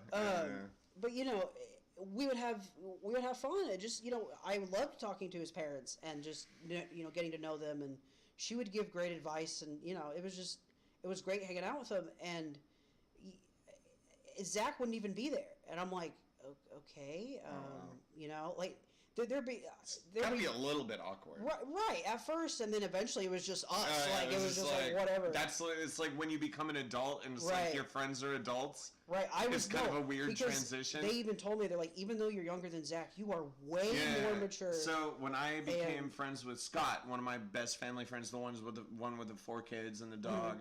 Right. So when I became friends with him, my dad's first reaction, and it will always be this way. Oh, they're too young. Oh, they're too old. It can never just be, who are they? What are they? Right. But when I became friends with Scott, I believe I was 20. It was actually in relevance to the story I told earlier tonight. After Anne broke up with me, I met Scott at a bar. So I was 24. Yeah, I was 24. And he was 47, I believe, at the time. 40-something, whatever. How old is this group of peeps you hang out with? We'll get into that in a second, Missy. So anyway, my response to that was, this is an interesting, like, he invited me to his apartment. I met, he's introducing me to his kids, his dog. And I'm like, this is really weird. I'm new to this. You know what I mean? That's when I realized I'm no longer just hanging out with kids, 20-year-olds. I'm more, I was 24 and I was ready to hang. Now, was I still immature as fuck? Hell yeah. But it was that switch where it was like, I really prefer his company. And then we created this Facebook group where we would go out with random people and become friends with them and just do random shit. Like, we'd go to Napa and do wine tasting. We'd go to clubs and bars and blah, blah, blah. It was fun. We made friends. And now, how old is the group of people that I am with right now? So, like I said, I'm new to Indiana for 5 years. Actually, it's going to be 6 years. So, hang on. So let me just tell because this again goes right on to the whole podcast of today, the episode of today, which is Anthony creepy? is Anthony a pedophile? No, really. This dude wants to call me out in our neighborhood. Right. So, who am I hanging out with? Well, I moved here and I had a gamer friend, which I believe you know, which is Ricky. Whatever. Shang-Tia. There we go. And I lived with him for a while, and it just didn't work out. And like I said, I was a mess. And I'm sure you saw it too, but the alcohol was just bad. So respect to Ricky for putting up with me, but disrespect for the way that he handled every single detail. He's very manipulative and very. Dude, he screamed at the girl he's in love with in the car with me and my friend in the back seat, thinking that that's how you're gonna win her over. I mean, I don't know. But I don't know how he is today. Maybe everyone evolves at a different rate. He definitely, I know he crushes it at work. Anyway, I lived with him, and through him, we went to some film group thing, and I met Zach, because I was just kind of just sitting there like, I don't know anyone. And this little autistic kid who turned out to be gay, and I guess he had a crush on me, so he was just like, that's what he told me, is he said, okay. And I was like, oh, okay, cool. Thank you. You know what I mean? Like, right. I'm attracted to someone finds me attractive. Like, all right. Okay, Missy, you were there. Hello. What? Hello. It's like you're like, oh, I'm glad someone finally finds me attractive, and hello. Hello. No, and then so through Zach, I met this fine gentleman here. Yeah, they already know your name, right? But the producer here. And I met Michael through all of them, and I met some meth head who I had to kick out. I met a very angry girl that hated all of us that I had to kick out. She was just belligerent, and then she left like a can of gas at my house, and I was like, okay, cool, free can of gas. She went upstairs and he used the shower. She went upstairs and used my shower. What the fuck? I think she went into that shower right there. His shower. Yeah. Well, still, my shower. Yeah. My house is shower. She doesn't live here. We don't know her. Right. And it's not even the girlfriend of a dude that I don't know, who's a guest at my house. Yeah. He doesn't even when she stormed off. Even he said, "Remember what she said to me? She's like, if you keep going on, I'm leaving. I'm doing it." And I said, "Good, please, go." Remember that? Right. And then the minute she slammed the door, I looked at everyone at the table and I said, all right, whose turn was it? Because we were playing cards, and I was like, all right, whose turn was it? Because I was like, all right, we're done with that. Let's move on. Oh, she says, see, I keep telling people. So who was it I was talking to last night? A friend, Skip. He lives in Indiana. Or Shane. Is it Skip or Shane? I can't remember. They're both bald and in the Midwest and older. And kind of goofy, and probably both missing teeth. I know this dude is, but I love him, dude. And I had some questions for his wife about female orgasm. Yes. No, that's her. Hey man, you know me. I'm all about learning. And she was like, the way they were talking around their young children, it was just like, okay, clearly you have no issue talking about things, and you are already talking about certain things. So let's continue talking about these things. I want to know more. It's been a while since I've had sex, and it just started a whole conversation. But I told her it was so funny. Like, I was looking throughout the house because she forced me on video cam. She was like, all right, video cam. I was like, all right. So she wanted to see who she was talking to. So she's showing me the family. We got my buddy here. I think it's Shane or it's Skip. Here, I'll check right here, actually. But we got him. And he's got no shirt on, missing teeth, talking about surgery, slapping his belly. And then we got his daughter, this little emo 14-year-old, standing in the corner, super stereotypically, like just kind of looking down and like, no man, but laughing at all the jokes I'm making because I'm criticizing her as the camera's like panning. Oh, okay, gotcha. So I'm saying like, okay, we got you there, Shane. We got your daughter who's hiding in the corner as a goth, and she's like doing that like. She wants to be all stoic and like, but then she starts giggling and it's like, yeah, there's you.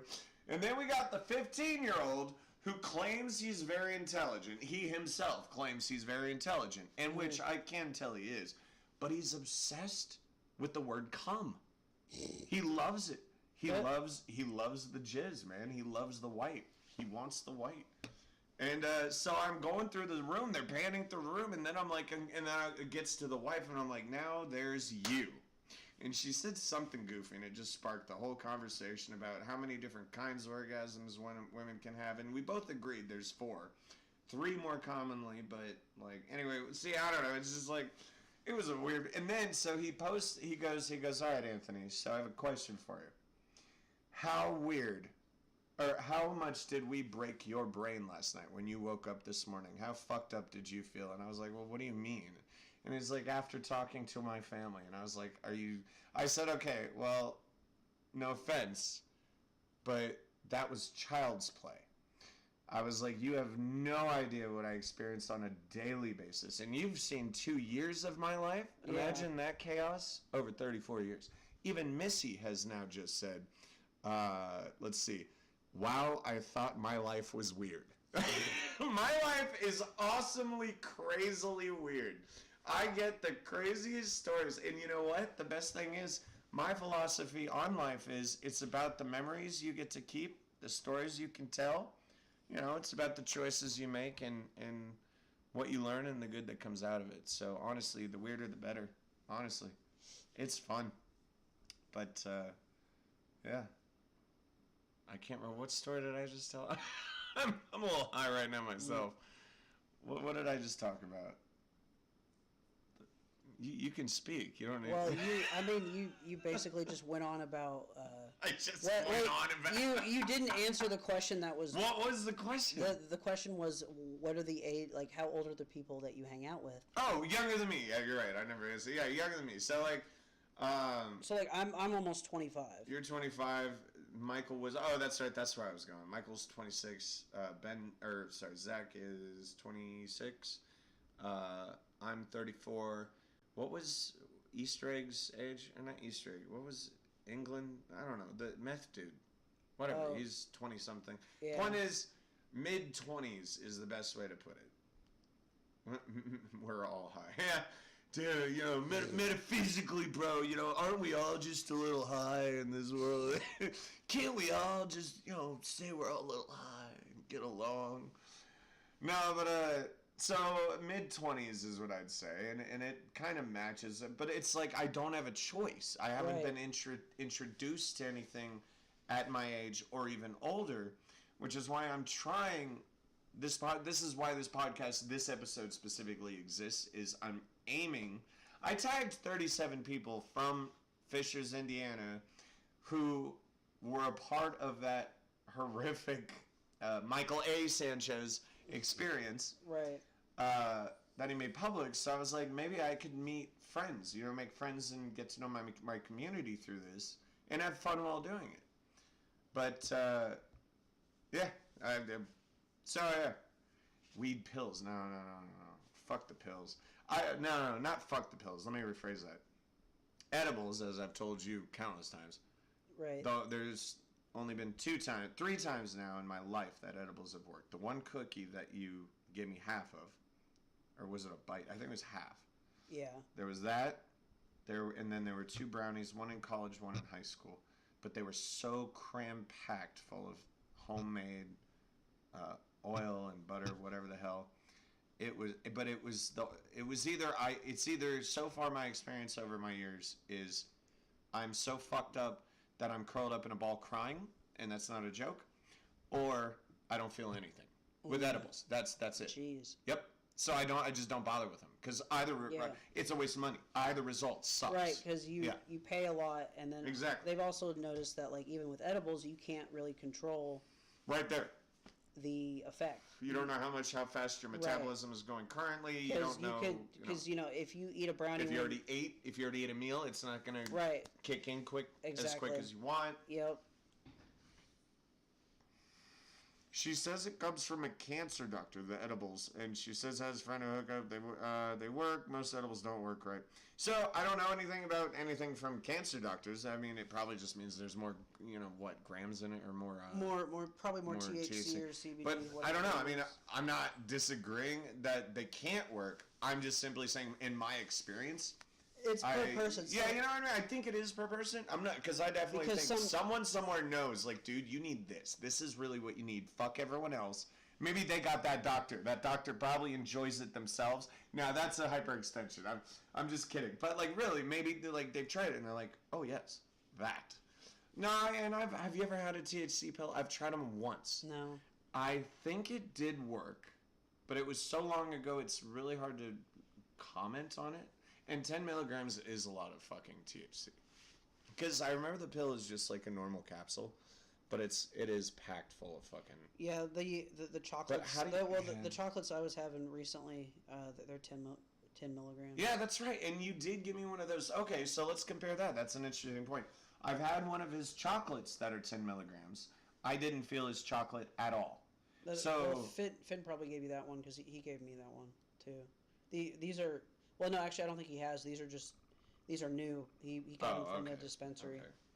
Okay. Well, but I do think there is I think there is a reality to the statement of saying everybody is different. Yeah, because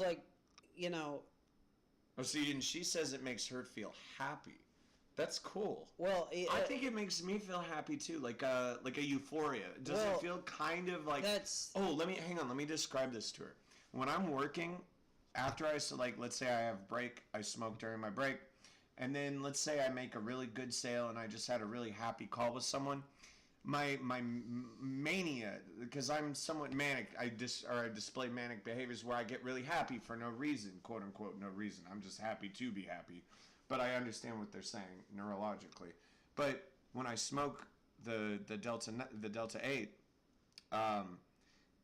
those experiences just feel like, even the small ones, you feel like a sense of accomplishment. Like, even if, let's say, I'm on the computer and someone's like, hey man, do you know how to do this? And I tell them and they're like, oh, fuck yeah, thank you. I'm just like, hell yeah. You know what I mean? And that's not normal. That's not what I'm always doing. I feel like that is coming from the weed. Or, see, I can't call it weed. Okay. It's Delta 9. It's not weed. So, what you're mainly talking about is the dopamine effect that you get. Yeah. Because it does, really all it does is it just dumps dopamine in your brain. So that's what... I don't think it's that extreme. Well... If it was, we'd be suffering a lot more from residual effects. Here's the thing, though. Dumping is and I would just say dumping is not the appropriate term. It saturates your brain with dopamine. Well, it... What do you call it? It's really not... Compliments would say complete something, like finish a circle, so to speak. So maybe not compliments. It does throw in dopamine that initially was not there. Right. We'll put it that way. But dumping dopamine is not... I would say that's like saying, dude, meth dumps... Okay. Feeling, like drugs I guess it would... Alcohol dumps. It would raise your... Heightened. Look at it. She's got it. Yeah, heightened. You get a heightened... there you go. I like it. There we go. We got Misty tonight. There you go. But see, you use it throughout the day for... Wait, she says the other person. Oh, this is the producer. So you use it throughout the day for, your ADHD. But for me, it's like, for pain, I don't... When I work, I'm sober. I don't smoke during work. Oh, you don't use it during work? Yeah, I do. Not at all. And you know what's funny is they legit know it and don't care. Mm-hmm.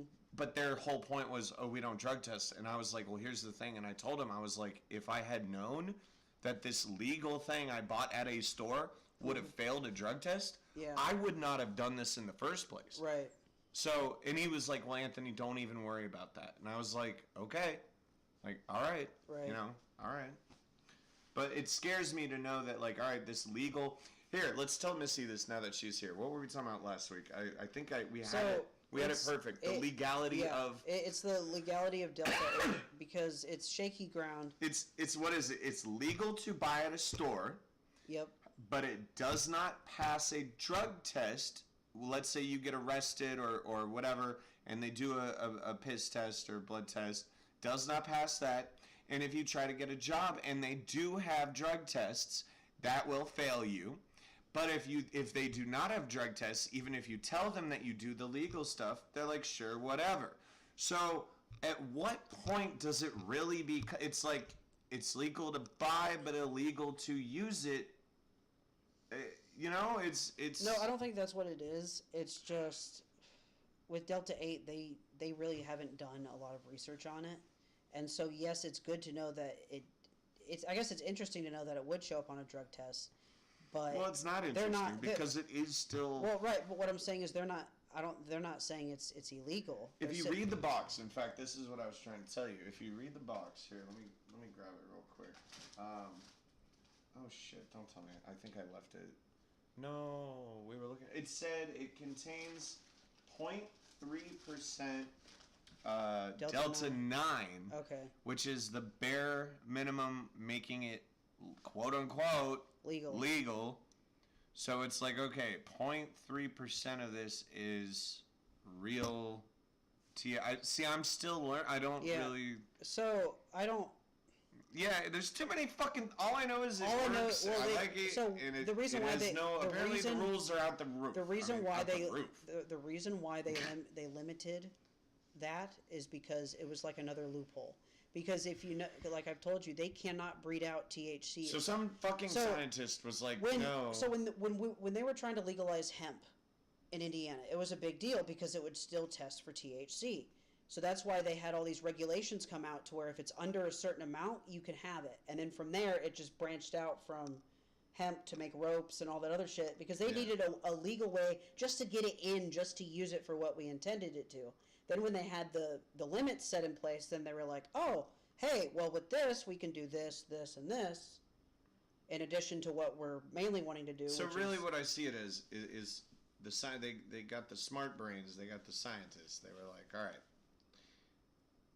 we've already been accused of, or not accused of, we've already proven that what we believe is affecting humans negatively from smoking marijuana is this molecule or chemical or whatever you want to call it. What do you call it? When it's a combined, like, whatever. This, and this. So if we remove that entirely and synthesize everything else, gosh darn it, this ain't smoking no marijuana. And then they change it just a little bit. And then let's find out what happens if we add 0.1 of the real thing to it. Oh, that's cool. Okay, we're going with 0.1. All right, how about 0.2? Okay, they like that. 0.3, excellent. 0.4, oh, they don't like 0.4. We can't do 0.4. So let's go ahead and bring it back down to 0.3. Everything else, we just shit out of a fucking factory, but people will feel it. It's probably, I mean, I know you say it's synthetic, but in a sense, there's got to be a real, like, base chemical behavior to it. You know what I mean? Right. There's got to be some. If we're pumping it out in stores, it's about, the only thing I can compare it to is it's about as synthetic as a McDonald's cheeseburger. You can still eat it for sustenance. Is it gonna make you shit a little weird? Sure. The shit will even smell a little weird. You might fart a little funny. Don't worry, not me. My farts always smell like roses and chocolate. Yeah. I farted a lot after I had that Chick-fil-A sandwich. No, but really, like, my point is, it's the same thing. It's like what you put in, you get out, and it's like, well, what have we experienced from what we put into our body? I'd say positive effect. Right? Yeah. Now the problem is, and this is one of those, I'm already paranoid, but I get a little boost of paranoia when I'm high. And when I was on the phone with you earlier, or maybe you were here already, I can't remember, but I was playing my game. New World, which is an amazing game.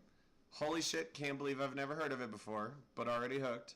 But anyway, when we were talking, I had this huge paranoia thought of, holy shit, Ben, what if it's gonna kill us in like a week? We don't know anything about this drug. It's kind of like Adderall and Concerta and all that shit. Tetracycline, like, you know. No one told us, oh yeah, if you don't eat food when you eat tetracycline, you will vomit. Yeah, no one told me that. No one warned me about that. And, you know, Concerta, oh yeah, don't expect to sleep and be very paranoid. Don't eat anything. Laugh for no reason when you stop taking it because the withdrawals make no sense.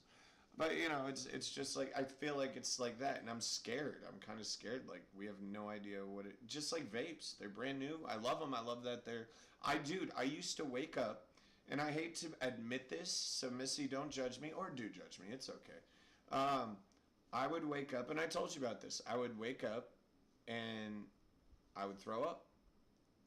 And I couldn't figure out if this is back when I was really smoking cigarettes and drinking heavily, and just nothing was changing, you know. Weed, I've never really had an issue with weed. It doesn't really. That's why I'm okay with it. It's like, sure.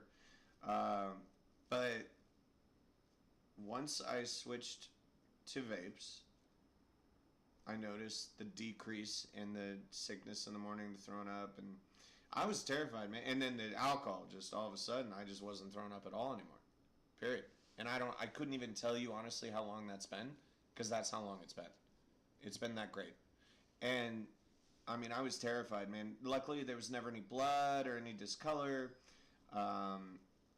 You know, usually it was just water coming back up. Just drink water in the morning, then boop. But see, also, you're not inhaling smoke all the time. But yeah, exactly. And so it was a really so right now I'd say I'm really optimistic about vapes and whatnot. Just not having actual smoke in my lungs is a good start. Right. I don't know if I'd ever want to stop smoking. If we find out this really isn't negative, I mean, dude, if Dr. Drew, which he did say, he literally said out of his mouth on a podcast, it is 1,000 times healthier than cigarettes. Now, look, does that mean it's healthy? Right. No. It's a better option. It is. I can already feel so much healthier. I just feel it. And I'll tell you what, what are they? Insta bars? They last so long, and their flavor is legit to their name. So thank you for introducing me to that. Yeah. Now she says, Missy here. So she does say, and I think she's agreeing with us here on this. I read this earlier. Federally legal to buy and use, but because certain places are really particular about everything. Right. But because I feel like she didn't finish the sentence. But I understand what you're saying. Same as morphine and OxyContin. Yeah. Yep. And it's Contin, by the way. It's all right. It's a hillbilly mistake. My mom grew up in the South. So. Yeah, she's from Tennessee. So yeah. Morphine is derived from poppies. Yep. OxyContin is made from a type. Yeah, exactly. OxyContin is like a synthetic, but not the real thing. Yeah. And she says you've been vaping and off cigarette. Oh, cool.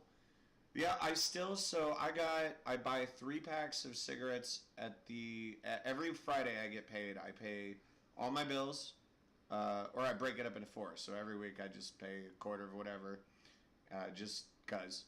And then I do my shopping, I get my pens, I get cigarettes. Now I only get 3 packs of cigarettes for the week, and it used to be I was smoking 2 packs a day. Just for a long, long time. So, you know, black was specking out of my lungs when I was coughing, spitting, you know. It was bleh. And F you too, I love you. Too high to spell right now. No, it's a common mistake calling it OxyContin. It is a hillbilly mistake. But, yeah.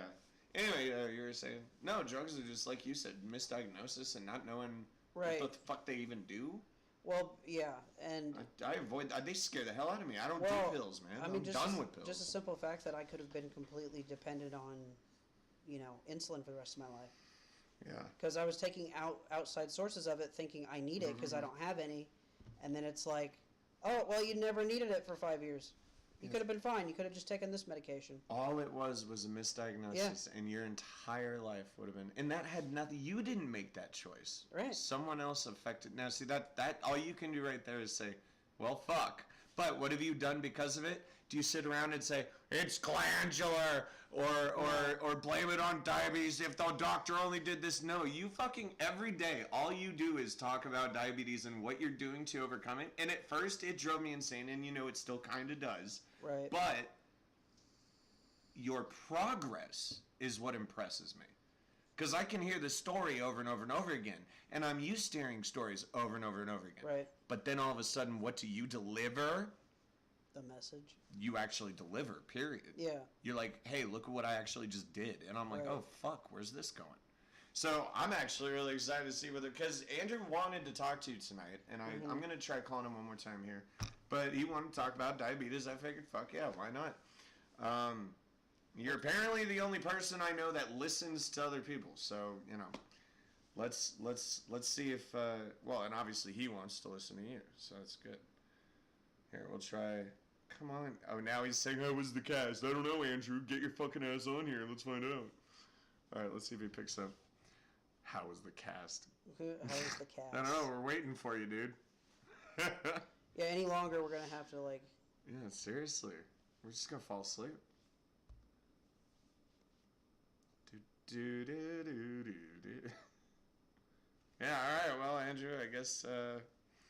I get. You know what? Here, I'll send him a message right now. I'll just say. You'll have to find out. Most importantly, listen to the end of the podcast. Yeah, my main goal right now is just to be completely off shots in general. I'm off insulin completely. Shots. Every time you say shots, I go to alcoholic thoughts. So he means insulin shots. Yeah. So I used to have to take on a good day, on just one given normal day, I would have to give myself 4 shots a day. That's 1 shot per meal and 1 shot at night. And then on bad days it would be like 5 or 6 shots because you have to give yourself extra, to account for what's going on, just to control your blood sugar. Because I thought it was type 1, which is apparently the most dangerous because they say you're not producing insulin, so you need this outside source, you need it in your body, you need a lot of it. And apparently I was type 2 the entire time, even though I was physically fit and, healthy for my age. And that was the only thing going on, but I was ballooning with weight, and things started getting worse and worse and worse. Yeah. And you didn't know why? Well, no, and then they had me on a cocktail of pills on top of the insulin, which had side effects, and then on top of that, it was just getting used to the medication. And then they had me on 2 blood pressure medications, and one doubled as a kidney medication, and the blood pressure could have been fixed just by taking simple anxiety medication. Did you say kitty? Kidney. Oh, kidney. Oh, kitty. Medication. They gave me one pill that doubled as a kidney medication and a blood pressure medication. And they gave me an additional blood pressure medication when it turns out all it was just getting your blood sugar somewhat under control, but then also it was mainly anxiety. That's all it was. And so until they gave me something for my anxiety, my blood pressure changed. It was like within a day or two, it was just like, boop, no more high blood pressure. And so I was taking, metformin and all these other drugs and stuff to help me with my diabetes. And really, as I started smoking weed, I actually saw results. I actually saw results. You showed me the results. I kept saying bullshit, bullshit, bullshit. Everyone says that. You're just a pothead. But then you showed me it. Just so you know, over a year and a half, I was like, I don't believe you. And I was like, okay. Because then you started, like I said, you were like off medications. Right. You were like, everything was changing. And yeah. Because what would happen is there'd be one day I had a high blood sugar. Oh, I'd smoke. And guess what? It would go down. It would just drop dramatically and be where it was supposed to be. And then I wouldn't have to struggle with high blood sugars anymore. Now, the problem was, I realized I did have to smoke it a lot less, and I've changed that aspect of my life tremendously. And with these new medications I'm taking, since I'm taking what I actually need and it's actually working, now I just use the marijuana for pain relief. That's it. Oh, by the way, she was saying to you, hang on, she said, I'm sorry to hear that you had to do that. I was diagnosed with diabetes, and come to find out, he would read it, he's very blind, and I'm not kidding. And I know you always get offended I know there's a part of you that hates when I say that, but, I mean, I've looked through your glasses. I'm going to need glasses soon, don't worry. I can't wait. But I literally just had to start eating meat. Now, I'm not sure if she means I'm new to meat and now I have to do it, or does she mean all I had to do was start eating meat and that's literally all I had to do? Because I have an answer to both of those. I'm curious now. And now you will know what this means. Her A1C is currently 5.3 with no meds for over a year now. Okay. So what does that mean? So she is controlled. She's pretty much normal right now. So that's like what a normal human being... Well, they say like what would I be? What do you think I would be? I don't even know. They're telling me... So right now, I just had a recent test, and I'm below 7%. And according to the standards, being A1C below 7%, that's just considered control. like just you're under control. And I guess normal would be like, you know, And that's your, like you said, 5.4. 5.3. Hey, excuse you. Or 5.3. I would say like 5.0 to 6 is normal. So what is the A1C? It's just your average blood sugar over 3 months because they test it every 3 months. Because they want to see how you're controlling it over a vast amount of time. So it's just like a bar graph or like a chart? Well, a chart, or they just constantly test it. And yeah. But there's a chart out there that tells you all like the different, you know, what the numbers mean and everything. So like, okay, she says I had to start eating meat during the week instead of soy. First of all, why would you want to eat soy? Yeah. Isn't soy not good for you? It also causes a lot of underlying inflammation in the body too. Yeah, hang on. I want to look at, because I feel like there was a huge like breakthrough on soy and why you shouldn't eat it. Now, I'm curious, Missy, are you a vegetarian or what? No, just actually, let's make it a real easy question. Why do you not eat meat? You know, why do people have to make the question, like, are you religious? No, just like, hey, you know, like, yeah, why does that matter? Why do you not eat meat is the best question to ask. And are you religious? But no, I wanted to look into the soy, why not to eat. No, well, no, because that's kind of a biased way to put it into. What are some people concerned about soy? Feminizing effects in men? Okay, I'm not reading this article. Why would men be affected? Yes. Well, okay, so eating soy makes me feel like not a man. Not in that. What they mean is soy can produce. Oh, you mean literally feminizing effects in men? Because it does mention. Look, it says it's an estrogen mimicking effects. Yep. What the fuck? So by consuming that for men, it produces more estrogen in your body. Whoa. And so therefore it would feminize. Anti-nutrients. I've never heard of anti-nutrients. This is a cool word. I mean, I guess it makes sense. If there's nutrients, why wouldn't there be anti-nutrients, right? I don't fucking know. Hey, there's protein and there's anti-protein. Or maybe it's negative protein. You know, there's the monitor and the anti-monitor. Right. Yeah. DC versus Marvel, baby. All right, let's see. Digestive issues, that's what you brought up. But, okay, she says, I was trying to lose weight and was trying to be healthy. Not religious. I was just kidding about the religious thing.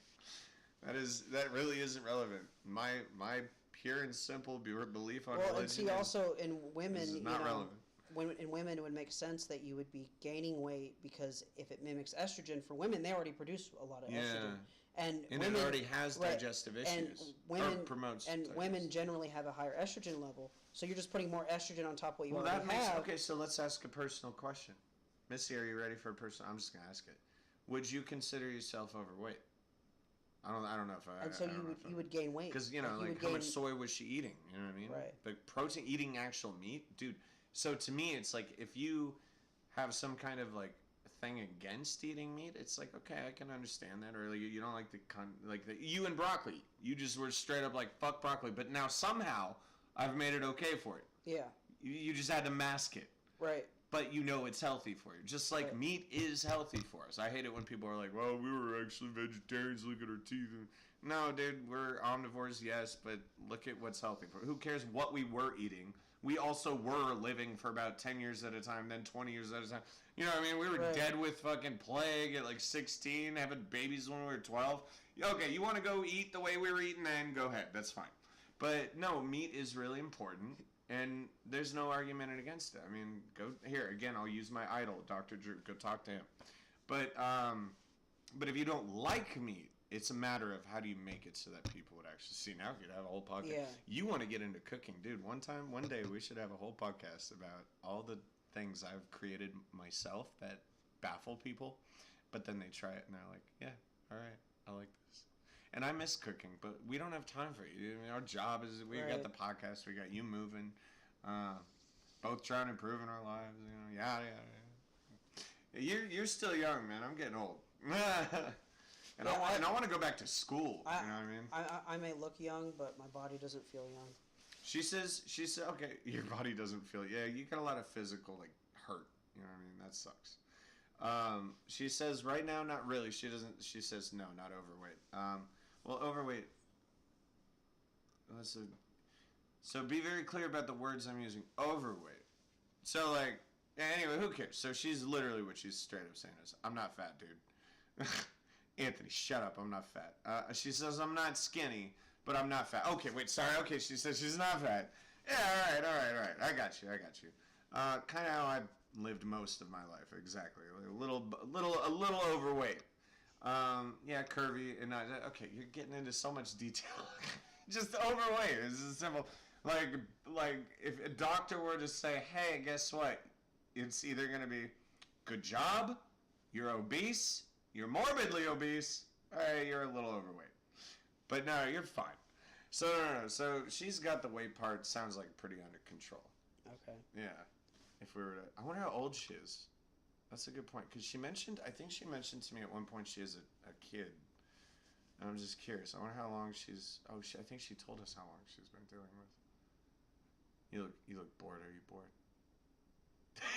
I'm not bored. It's just. It has been a while. It's already 2.5 hours. I wasn't Yeah. expecting it to last this long. All right. Well, are you about to fart on me? No. Oh, you're just leaning over at your phone. No, Yeah. you're looking at your phone. It looks like you're ready to shoot one at me. Oh, no. You're like, all right, Anthony. You're like, goodbye. No, see, yesterday when I had that Chick-fil-A sandwich, Oh, I could God. not stop farting. Oh, my I God. woke up in the middle of the night, 4 farts in, and I was just like, why can't I not stop farting? So, I can't believe this And is then, how, this is how we're wrapping well, up. and then throughout the day, it was just like, So, oh, yeah. I'm like, this Chick-fil-A never does this to me. What's going on? Oh, man, I love it when that happens. Because it's, especially when there's no pain in your abdomen, it's just like fun. It was farts. just air. It was, Exactly. It doesn't even Well, smell. right. It's just like, let's see what we can do with this. How loud can I make it? Can I make it like? Can I walk yeah, up no. and like do it to like in front of someone like to like make them awkward? She says too much information. I'm sorry. There's no such thing as too much information. I was sitting there in the living room, and I just like one just slipped out, and it was just air. No. And of course, I'm sitting right next to my mom, so it just. Oh, great. I'm like, don't smell, don't smell. I'm sure she deserved it. No, what's funny is I've never heard this term before, Dutch oven. Yeah. So I was That's watching. where Hold on. So I was watching. I was really into Impractical Jokers, and still am. It's just not the same anymore, so I don't really watch it anymore. Joe left, but there was one where they had Joe say to a focus group that he Dutch ovens. What do you do on a Saturday for fun on a Saturday day off? And he says, I Dutch oven my cats. And there was this awkward, fun reaction, and I sat there like, okay, I don't get it. I don't fucking like. So I had to look it up. No, Right. so I looked it up, and I was like, wait. So they had him write that he puts his cats under his blanket Yep. on his bed, make sure they cannot leave, Yep. and then he just farts away. I guess, yeah. I Dutch oven my cats. Poor cats. And he said, and that is what I do. For fun on Saturday. And when I found out what it was, I was like, okay, that explains the reaction. My God. I don't even know what an actual Dutch oven is, or is it even a thing? Where did that expression come from? What the fuck? It's Oh my God. it's creepy. All right, man. I think it's time I get back on New World and see where this game takes me. I'm getting lost in it. I'm not even going fast with it. Missy's a gamer. She would appreciate just a little bit of gaming talk, maybe. But I've really changed, not even just my attitude in life, but when I'm gaming too. I noticed when I picked up Far Cry 6, I played the entire game very slow, and I did every single thing that was not related to the story first, and then I was just like, and it was actually kind of it was funny because by that time, all these missions I was doing for the main story, they were like, oh shit, watch out for this tower, it's an anti-aircraft, and it's like, and then they have a cut, like, audio, they're like, oh, it looks like you already took out that tower, and I'm like, yeah, I did that like 2 weeks ago, but thank you. But, like, I really wanted to enjoy it, and then I got back into it. I was like, all right, I have a new computer. Let's try out GTA 5 again. Let's see how it's going. Very different from when I started, but really not different enough, and still just flooded with hackers and idiocy. And it could be something, if you have actual people that you're playing with, it could be just absolute a riot. But this new MMORPG I'm into, that's only, I think, 2 years old, New World, it reminds me of a combination of Elder Scrolls Online with World of Warcraft and just everything. I mean, and a little bit of Far Cry. Great game. Anyway, guys, I'm going to let the producer sign us off because he's very bored right now and tired. And we got work in the morning. So what do you want to say?